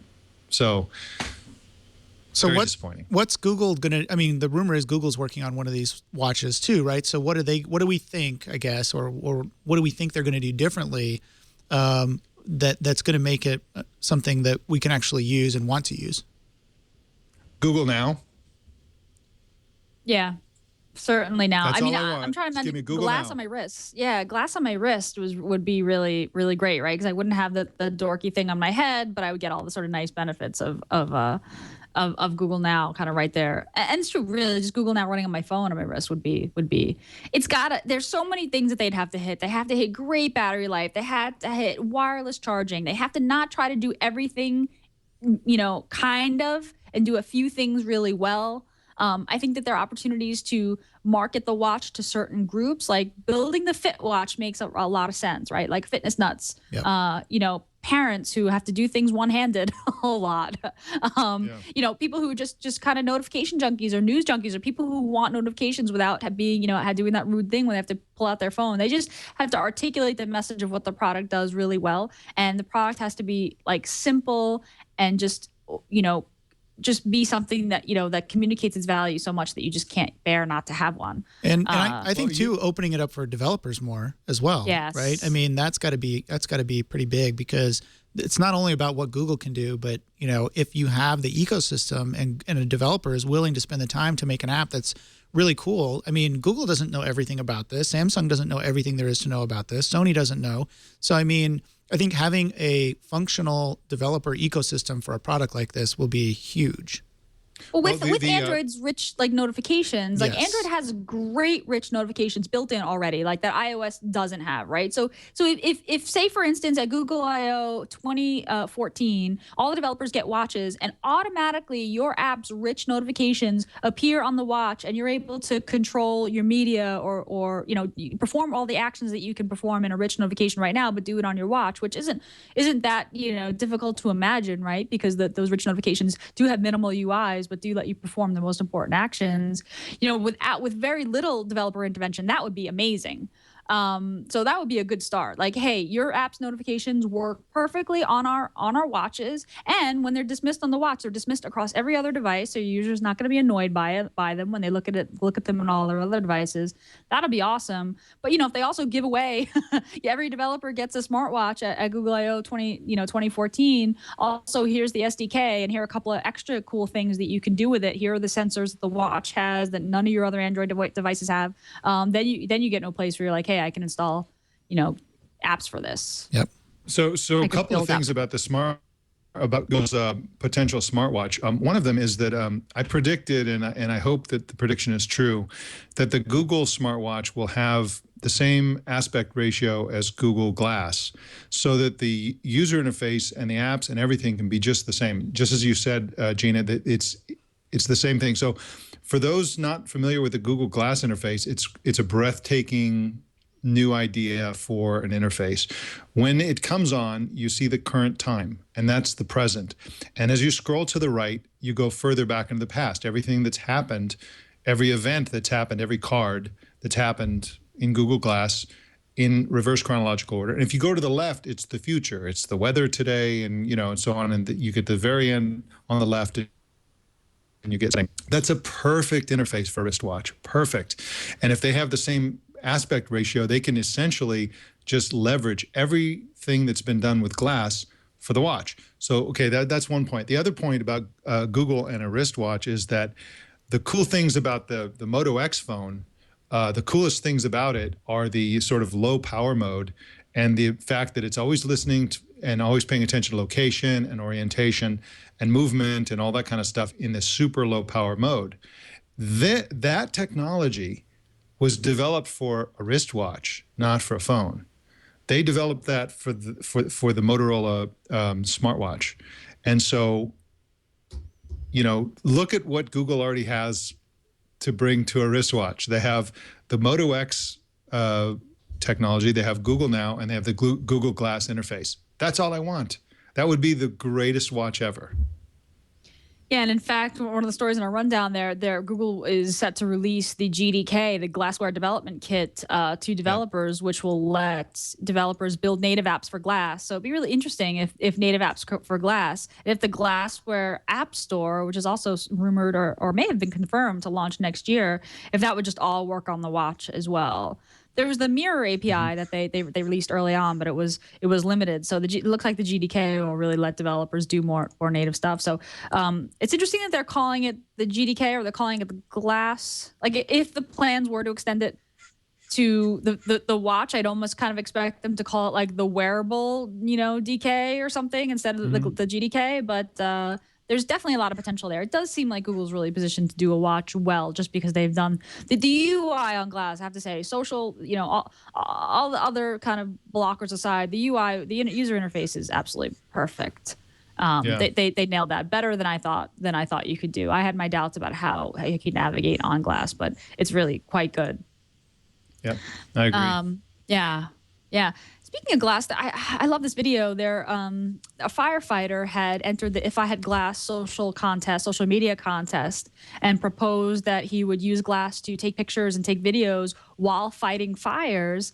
And he just got his pair, I think just last week. And I think this past weekend, he fought his first house fire using Glass. And he said, I'm concerned about the heat and the smoke affecting the hardware, but he got some amazing pictures, and you really can see how, particularly for a specialized job like firefighting or security, how Glass is really kind of amazing to be able to take hands-free photos and video.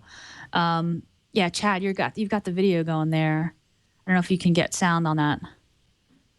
Took this video at an actual blaze. Just handed me the nozzle.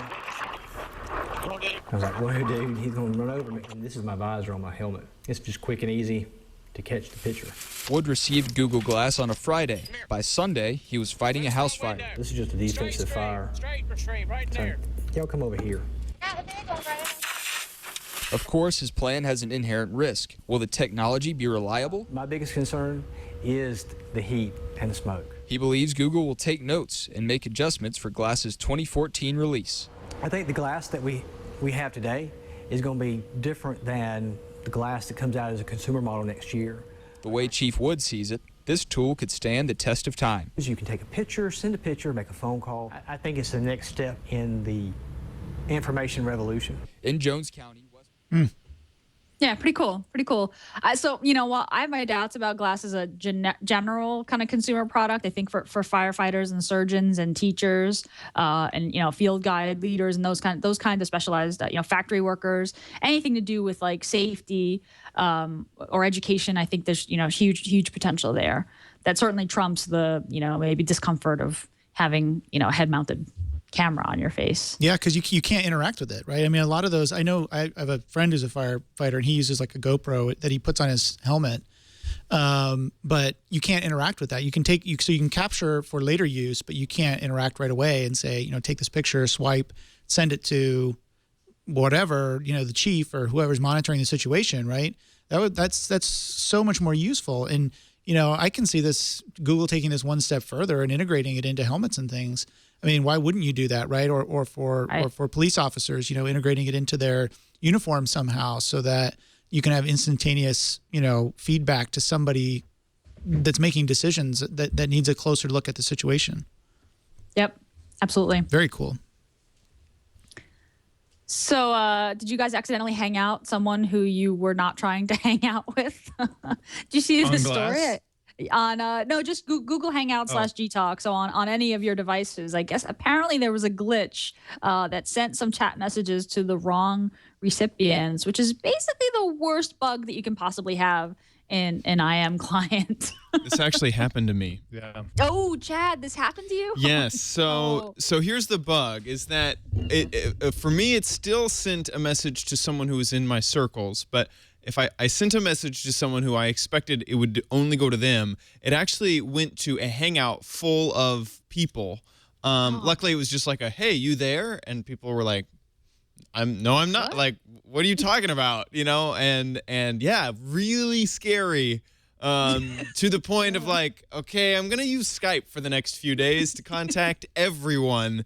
Yeah, not fun. How did you realize that it went to a Hangout full of people? Did a bunch of people respond? Like, who are you? What? LOL, but basically, what? and it would show up if you could see it. Like it wasn't. It was a weird bug where I use Trillian.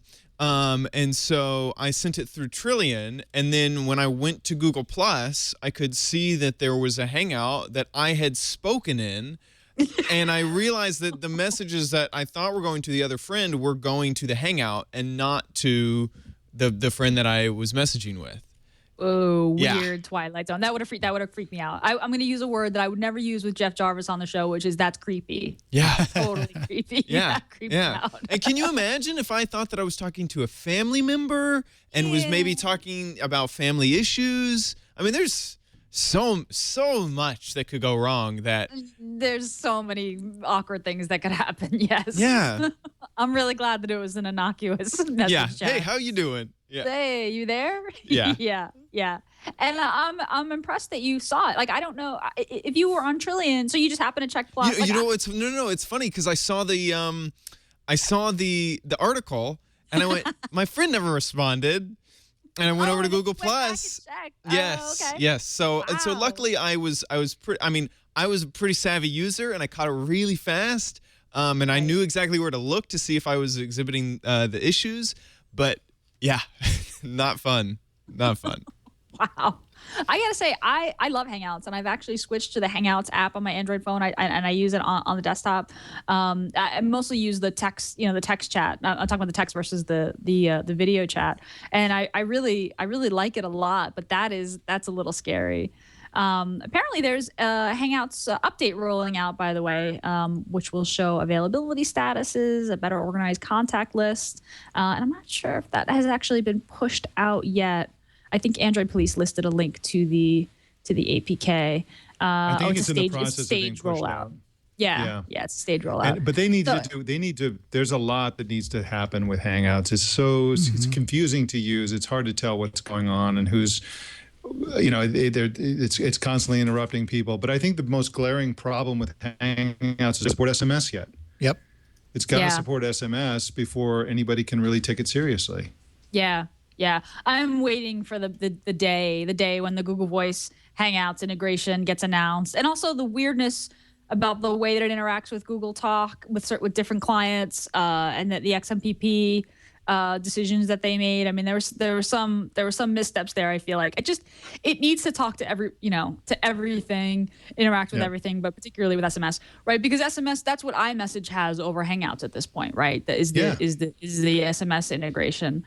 Yep. So that's definitely a big deal. I almost wish they would have waited on this one. I mean, they should have just held back until that stuff was working and they had the integration with voice. They had the integration, certainly with SMS. I mean, it just seems like they should have waited just a little bit because now they've introduced confusion. Do I use Gtalk? Do I use Hangouts? Do I use voice? Right. I don't know. Maybe I just use my phone's built-in SMS because that's what works.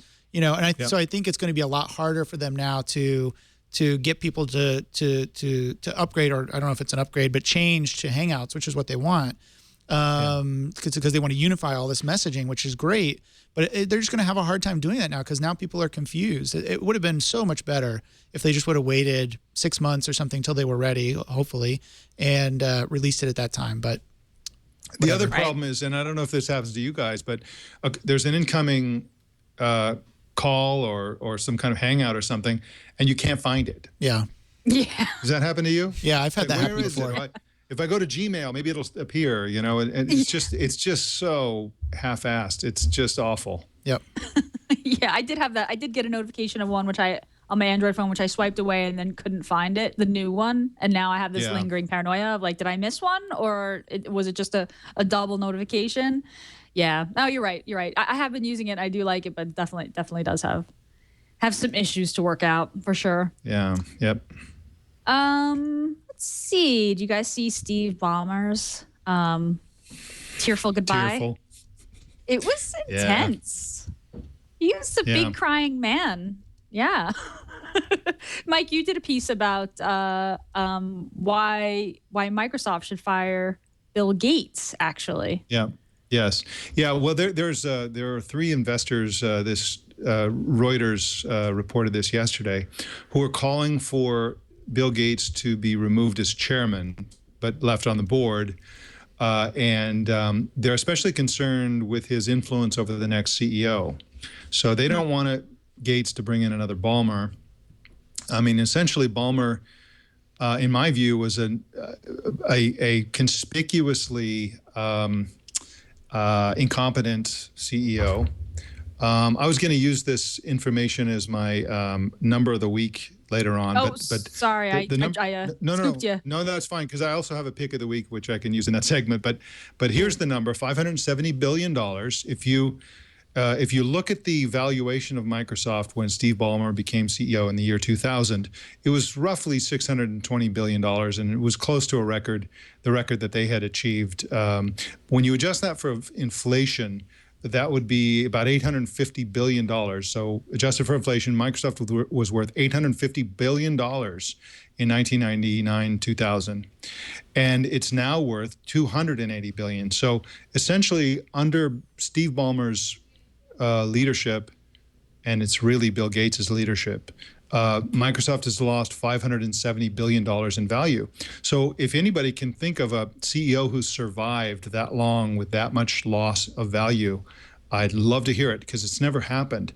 And I've always believed that Steve Ballmer, the reason he was promoted to CEO and the reason he survived all his failures was because he was Bill Gates' guy. He was loyal personally to his former college buddy, Bill Gates.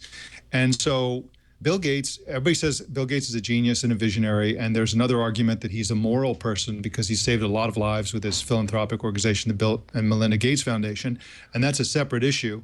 But if you just look at the ability for Microsoft to succeed in the future, and you look at the litany of failures that the sort of Steve Ballmer Bill Gates duo has committed, missing the internet in every possible way, missing search engines, failing with MSN, screwing up their lead with Internet Explorer. If you look at the failures in mobile with the Windows for Pens and the Origami project and this whole tablet PC concept, and the internet and mobile is everything that's been happening since Ballmer has been in charge, and they've not had a single success. Everything that they've done that's been good, like the Zune or like the Surface, has been way too late for them to succeed in Windows Phone. So they're either wrong or they're late on everything in the last 14 years. And so to swap out Ballmer for another Bill Gates pick, another Bill Gates loyalist, and to have Bill Gates even on the board, even as not chairman, he has enormous influence that's far beyond his ownership. He only owns 4.5% of Microsoft, and by the year 2018, he's going to own zero. He's got a staged automatic withdrawal, essentially, of sales of stock that will leave him with zero Microsoft stock in the year 2018. These three investors who are calling for him to be removed as chairman, just them alone represent a greater percentage of stock than Bill Gates. So this guy, Bill Gates, is essentially not a visionary. He's a dinosaur. And he's the wrong guy to be so influential over Microsoft. Microsoft has so much potential, but they're unable to take their brilliant research and put it into products. They're unable to foresee things coming. And they need a CEO who's really in charge of the company, who really has vision. And if Bill Gates is anywhere near the board, he's going to use his influence to continue I would predict this long string of abject failures, and the valuation of Microsoft is going to decline and decline and decline until they're just a footnote in history. And so I think Bill Gates should be kicked off the board. Wow, I like that. That's good opinion. We got Mike calling the end of Facebook and Microsoft here, folks. I think I'm gonna put a reminder on my calendar and check in a couple of years to see if this actually happens. No, but I love that. It's good reasoning. But is it really? I mean, is it really Bill Gates? I mean, every time I hear Bill Gates talk, in fact, the more I hear him talk as he gets older, it seems like he still has a lot of these good ideas, but you know, he resigned from his position. I know he's still on the board, but I'm wondering if really Ballmer wasn't in the way. I mean, do you think that it really was? Do you think that getting rid of Gates really is the right decision, or maybe now that Ballmer's gone, some of those really good ideas that Bill Gates maybe still has could actually be carried out? Bill Gates is very good with technology and business, but he has absolutely no feel for human nature, and so he's tone deaf when it comes to users, when it comes to markets, when it comes to culture. And so he is kind of, in my view, the opposite of Steve Jobs. Steve Jobs was never super technical, was never a software developer, or hardware engineer, but really had an instinct for what would thrill users. And since 1999, when Steve Jobs, 1999 is the pivotal year when those two go in opposite directions. And Steve Jobs' keen insight into human nature without a lot of technical acumen, and Bill Gates had all the technical background without, just tone deaf about, you know. Let me give you one example. I think you guys even talked about it recently on Twit, or maybe last week's Twig or something like that. But the continued, if you look at the tiers of Windows, the different types and all this, there was peaked out at sort of Vista.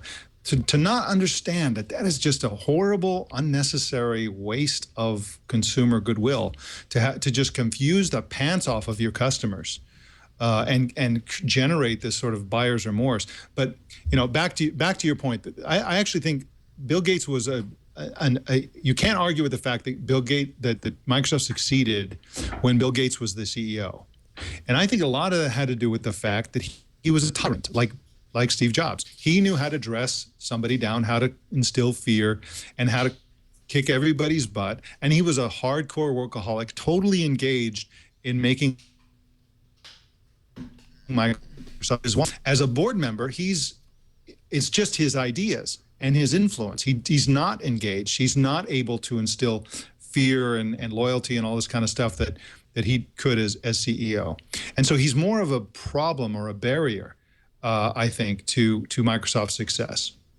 I mean, I really, if anybody thinks that Steve Ballmer ran Microsoft in a way that was counter to what Bill Gates wanted, I would be really surprised by that opinion. He was a Bill Gates loyalist all the way, and he was essentially running Microsoft on behalf of Bill Gates and largely guided by Bill Gates. And between the two of these guys, they just missed everything. And it's really unfortunate. Microsoft has enormous potential. The technology and the market position they have with Xbox, the fact that they own both PixelSense and also Perceptive Pixel, that's the future of desktop computing, is touch. And Microsoft owns most of the intellectual property, and they have the biggest lead. And they're on track again to completely squander their lead. You know, they need a visionary who's going to get this stuff to market and be a lot more Google-like by just getting this stuff to market and being more transparent as a company, and they need to stop fighting internally and having these sort of silification and this kind of like internal competition. And they need to scrap all that stuff and just move forward and be aggressive. And I with Bill Gates, I just don't see how they can do it. Maybe they're not. Maybe they're just too big to do that, though. I can't see a company that big being able to spit stuff out that quickly and not have the competition. I mean, I came from, I worked at Oracle for a number of years, and it was similar there, right? You've got all this internal competition and infighting and things. You got different groups that are trying to gain mind share, and everything's being run by the top, by Larry Ellison. I mean, I think with Microsoft, it's kind of a similar problem right now. Is they're so big, they've got their hands in so many pies. It's hard to really deliver like you're saying, like they should, with something that's really innovative and really bring something to market before other people. I think that there's so many barriers in the way, not just with the leadership, but with the size of the company and the different groups. Like you say, I think it's going to be really hard for them to actually deliver on that if they are going to continue to be a big monolithic company like they are now. Yeah, I mean, that could be, but what would Larry do? I mean, if they're too big to succeed, then you need to cut a lot of underperforming. What Microsoft has been doing all these years is, instead of cutting underperforming properties, as Google has been doing, they've been hiding the lack of performance through accounting gimmicks. How much is Bing losing? Well, that's hard to determine because they've buried that in these, other divisions and so on.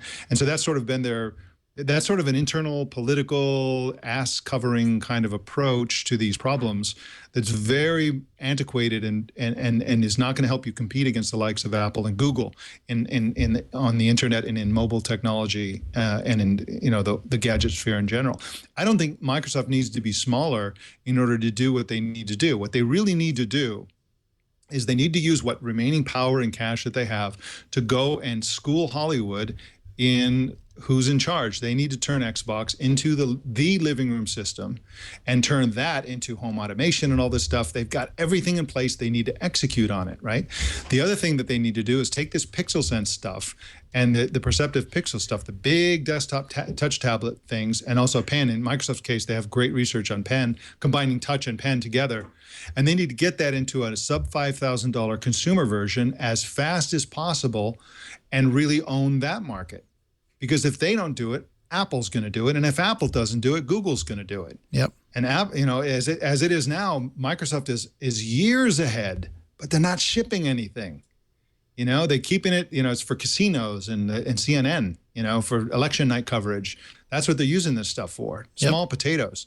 They need to ship this thing. They need to have this thing at Best Buy, and if they can't turn that around in 12 months, they're gonna repeat the what they did with Zune and with Surface. They're going to come with too little too late, and it's going to be another lost opportunity. Right. Maybe they need to spin up a Skunkworks project or something similar to what Google's done with X Labs, and then from my own experience, what Sun did with when ZFS started to become hot and heavy. They took these guys and they said, hey, look, we got this new ZFS thing, we've got this dtrace thing in Solaris.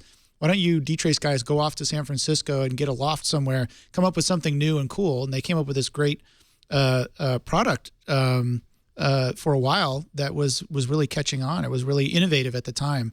And I won't comment on where it is now because of where I work. But it was the concept of taking something like this where you have a lead, and then because of your size, needing to pare down and get focused on it, turn it over to a Skunkworks project. I mean, that's what seems to make the most sense here. Why wouldn't they do that? Well, I don't know. I mean, the research itself is something that Microsoft is very, very good at. They have killer research. But then when it's time to productize that research, the internal political divisions prevent them because nobody wants to compete against another division. What they're starting to do, they're just now starting to do jump on board to what Google started, which is that you compete with your partners. Google was the first major company to say, hey, our whole mobile operating system depends on these other companies making hardware. They're our partners. We do the software. They do the hardware. And then they bought Motorola, and it's like, you know what? We're going to compete directly against our partners, our users, or our the companies that sell this thing. And everybody's like, you can't do that. And Google's like, oh, watch us, we're going to do it.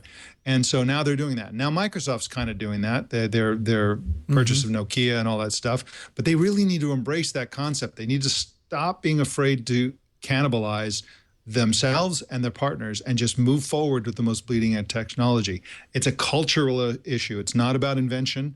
And I don't think it's about execution. It's about politics, and it's about the internal focus that just needs to be completely undermined by strong leadership that just drives the best technology out into the market, no matter who gets hurt. That's what Google would do, and that's what Microsoft needs to do. Wow, fantastic discussion. Good stuff. One of the hardest things to do is change culture inside such a big company, and you do need strong leadership to do it. Great, Mike. Thank you. Cool. So I think we should start to wrap up. If you guys have any other stories you want to talk about, we'll take a break right now for Leah to tell us about Squarespace, our second sponsor today, and then we'll move on to our picks. Hello, Googlers. Leo Laporte here. Actually, I'm not here. But thanks to the miracle of technology, I can be here in this form, this evanescent form, to talk about Squarespace.com. I see so many people. I see people like Jeff and Gina and lots of other people struggling with their websites.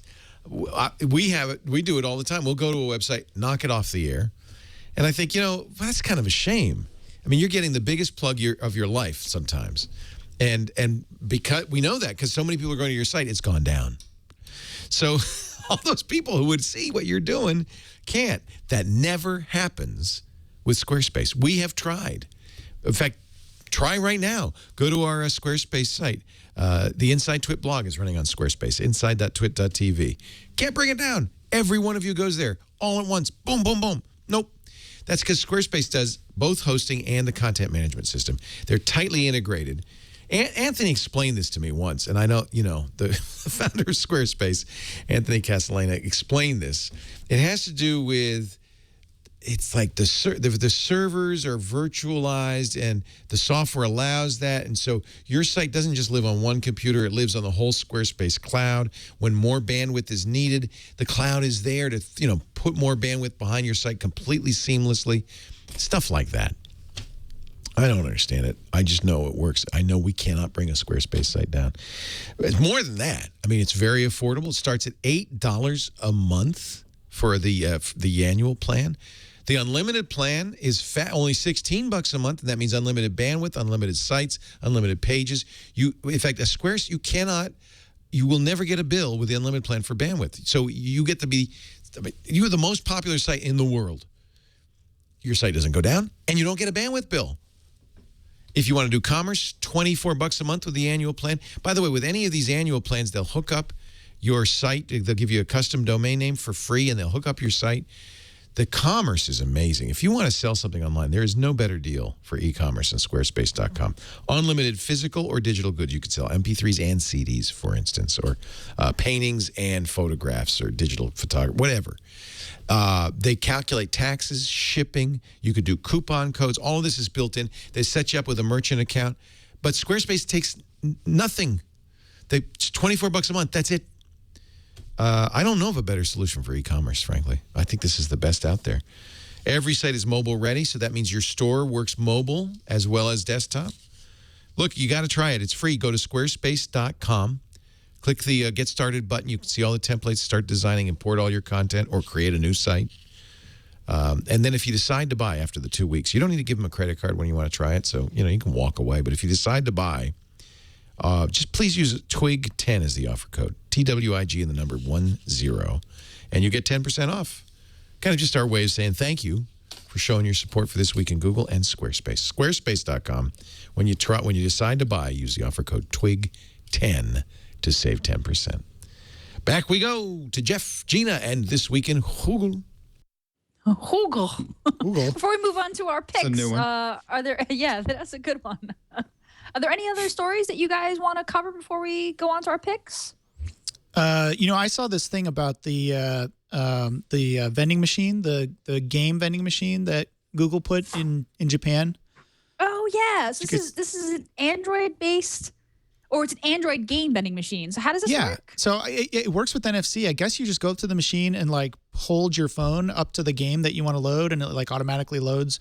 But I think this only works in Japan. I can't see how this would work anywhere else, right? Because Japan, if you don't know, I mean, they've got a lot of vending machines there, so they're all over the place. You can buy all sorts of stuff through vending machines. And I guess the concept is you just come up with your phone. It has to be Android 4.0, and you have to have NFC.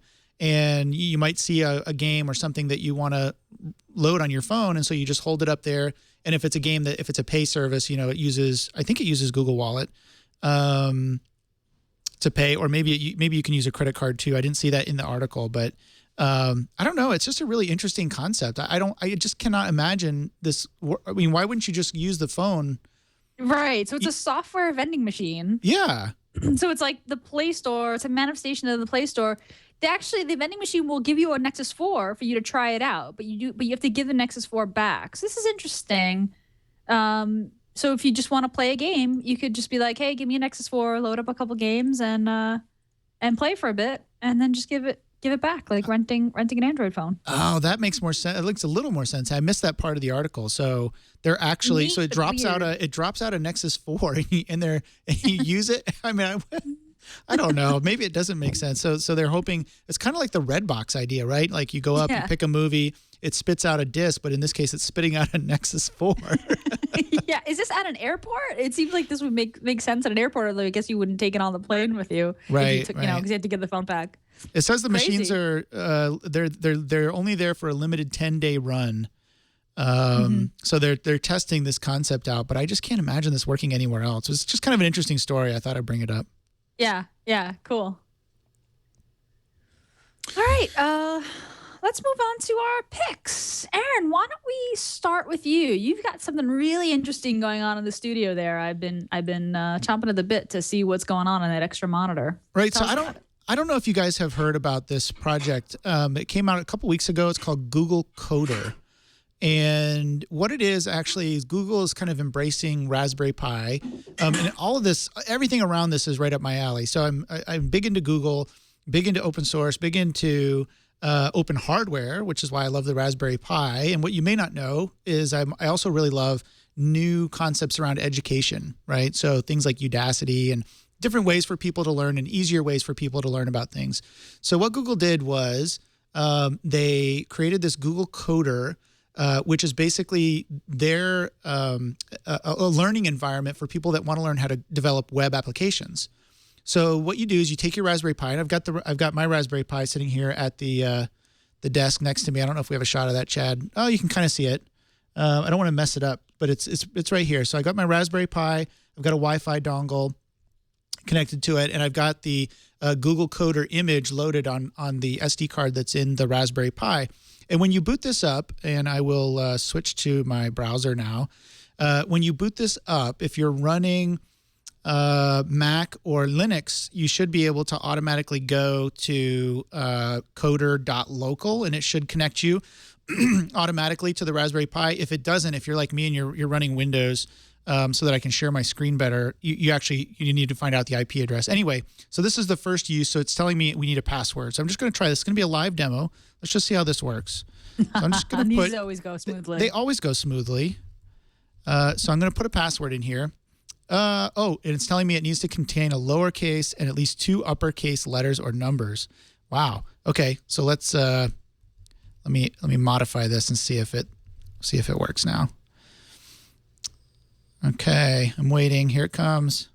Okay, so now it says enter your password to get coding. Hopefully I can remember what it is. So I'll put that on there. And here's what you get. So it's really googly, number one. You can see the things that are popping up. It kind of gives you, click here to do this, you create a new app, click here to do this. The brilliant thing about this is it's very low cost. So I'm running this on my $25 Raspberry Pi. So basically for less than $50, you can get everything you need to get started coding web apps. So let's just try this out. Let's go ahead and say we want to test. They've got some preloaded apps here, so we could do eyeball. We'll click on eyeball, and you can see the eyeballs moving around when I move my cursor around. And the great thing about this is there's a little, it's probably hard to see on the thing, but there's a little tab over here on the side. And if we click on that, through the magic of television. It's taking a while to load. But basically what happens is when you click on that, you get the code that loads alongside the application, and you can start going in and modifying it. So you could modify the color of the eyeball.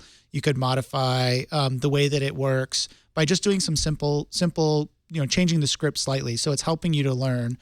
And so I think this is a really great project, and I wanted to bring it up because it's really combining all of these things with the ultimate goal of increasing someone's ability to go out and do something that they weren't able to do before. So I just think it's a really great use of all the code's open source.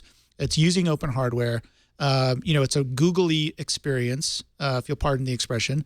But they're trying to make it really simple to use and understand. It's very inexpensive. And at the end of the day, you can write your own web app. So anyway, that's Google Coder. And if you are interested in learning web applications, I would highly recommend going out and picking up a Raspberry Pi and trying it out for yourself. Very cool. Yeah. Really cool. So it comes with Hello Coder, Eyeball, Space Rocks, and then you can make your own. Yeah, and then you can make your own, and it walks you through. I was going to demo that as well, but for some reason it's not quite working. Of course, it's a live demo; it's not working. But you can create a new app, and it'll take you through. Okay, it starts out really simple, like what color do you want your app to be?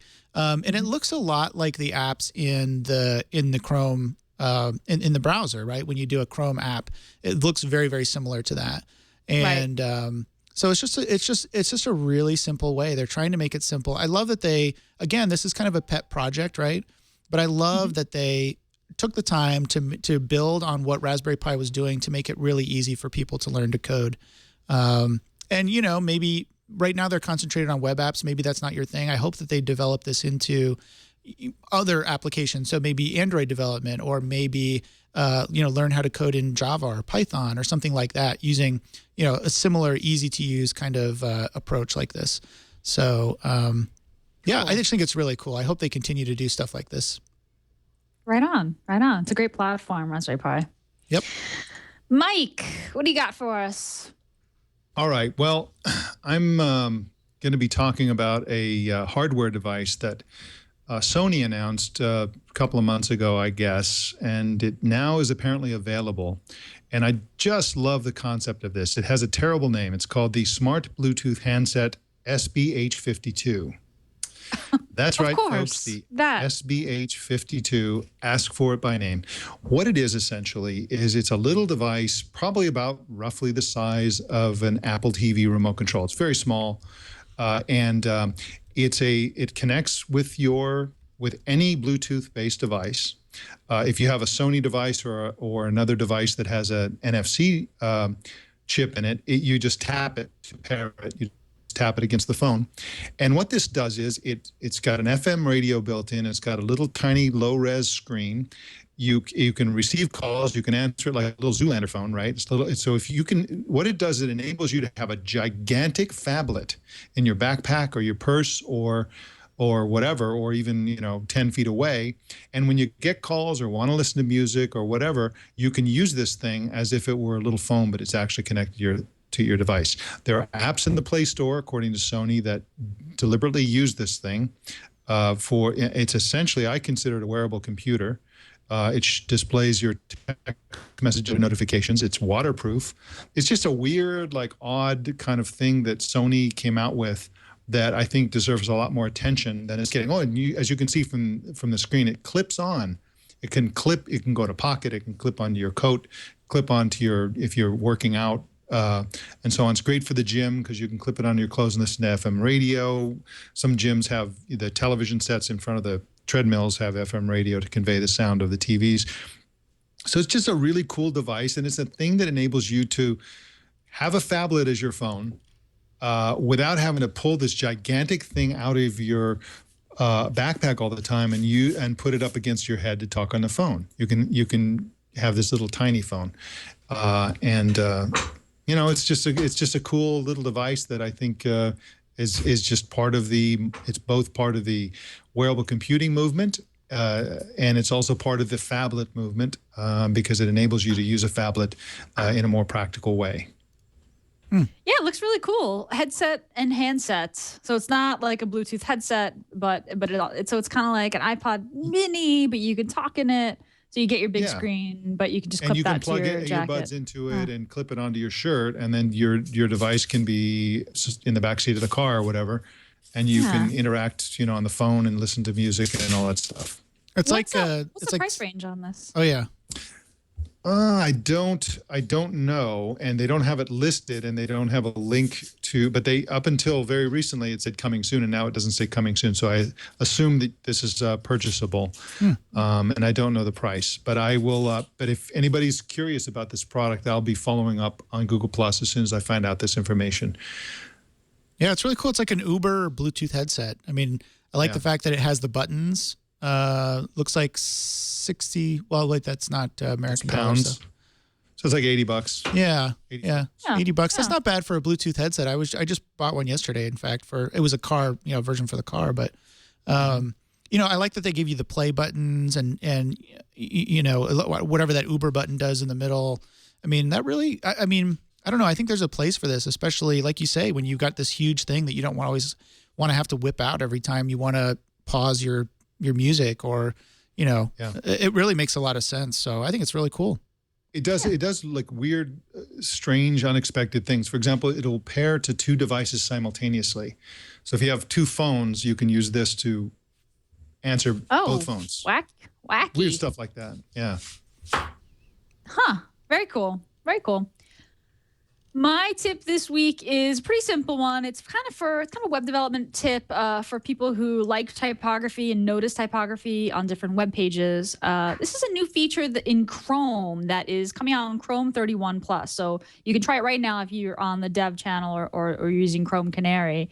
If you come across a web page with a cool looking font, you want to know what the font is, instead of going to what the font, which is usually what I do, you could just right click the text now in the new versions of Chrome, choose inspect element, and you switch to the computed tab down in the inspection panel, and you can scroll down and you'll see a summary of all the typefaces used for that element. And Paul Irish, great web developer, said that this works great. You'll see the typeface names for Google Web Fonts, Typekit, local fonts, font face typefaces, Unicode glyphs, all kinds of interesting font sources. And again, this is built right into Chrome. No extension needed, no third-party service needed, and this is in the dev versions of Chrome. So cool way to discover new typefaces and see what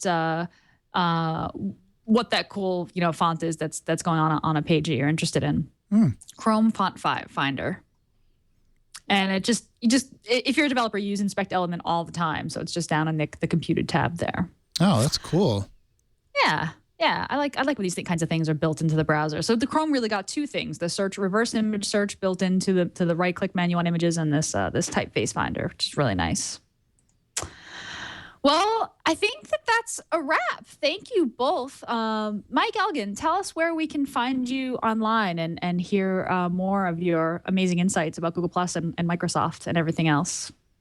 Well, Google Plus, of course, and also Facebook.com/Mike.Elgin and Twitter.com/Mike Elgin. And Google Plus, you can just search for me there and find me. But really, Google Plus is the best place to follow me.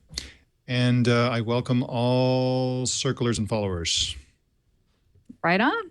Thank you so much for being on today. Aaron, tell us where you're at, where we can find you. Well, I am one of those followers. I count myself as one of those who has Mike in my circles, and ditto for me. That's where I hang out as well. Google Plus. Follow me there. If you want to have a conversation with me or react to something I say or start a hangout or something, Google Plus is the place to be because that's where I do that. But you can also follow me on Twitter and Facebook. I'm there as well. So if that's where you reside most of the time, you can follow me there, and you'll see all my stuff that gets cross-posted from Google Plus. But that's the best place to find me. And then you can also find me, of course, on many of your favorite shows here on the Twit Network. Floss Weekly, All About Android occasionally. Of course, this wonderful show, This Week in Google occasionally. So if you're wondering what I've done in the past, or maybe you're not familiar with me, just do a search through the Twit archives. You'll find me. Right on. Chad, thank you so much, as usual, for doing a great job switching the show. Thank you. And you can find me on Twitter at twitter.com/Gina Trapani. Next week, Leo will be back in the big chair. Jeff will be back. The whole band will be back together. And it's going to be good. We do the show every week on Wednesdays at 1 p.m. Pacific, 4 p.m. Eastern. You should come and chat live and join us. And thank you so much to the chat room for helping us out today. And great show, everybody. Thanks again, guys. You bet. Anytime. Thank you.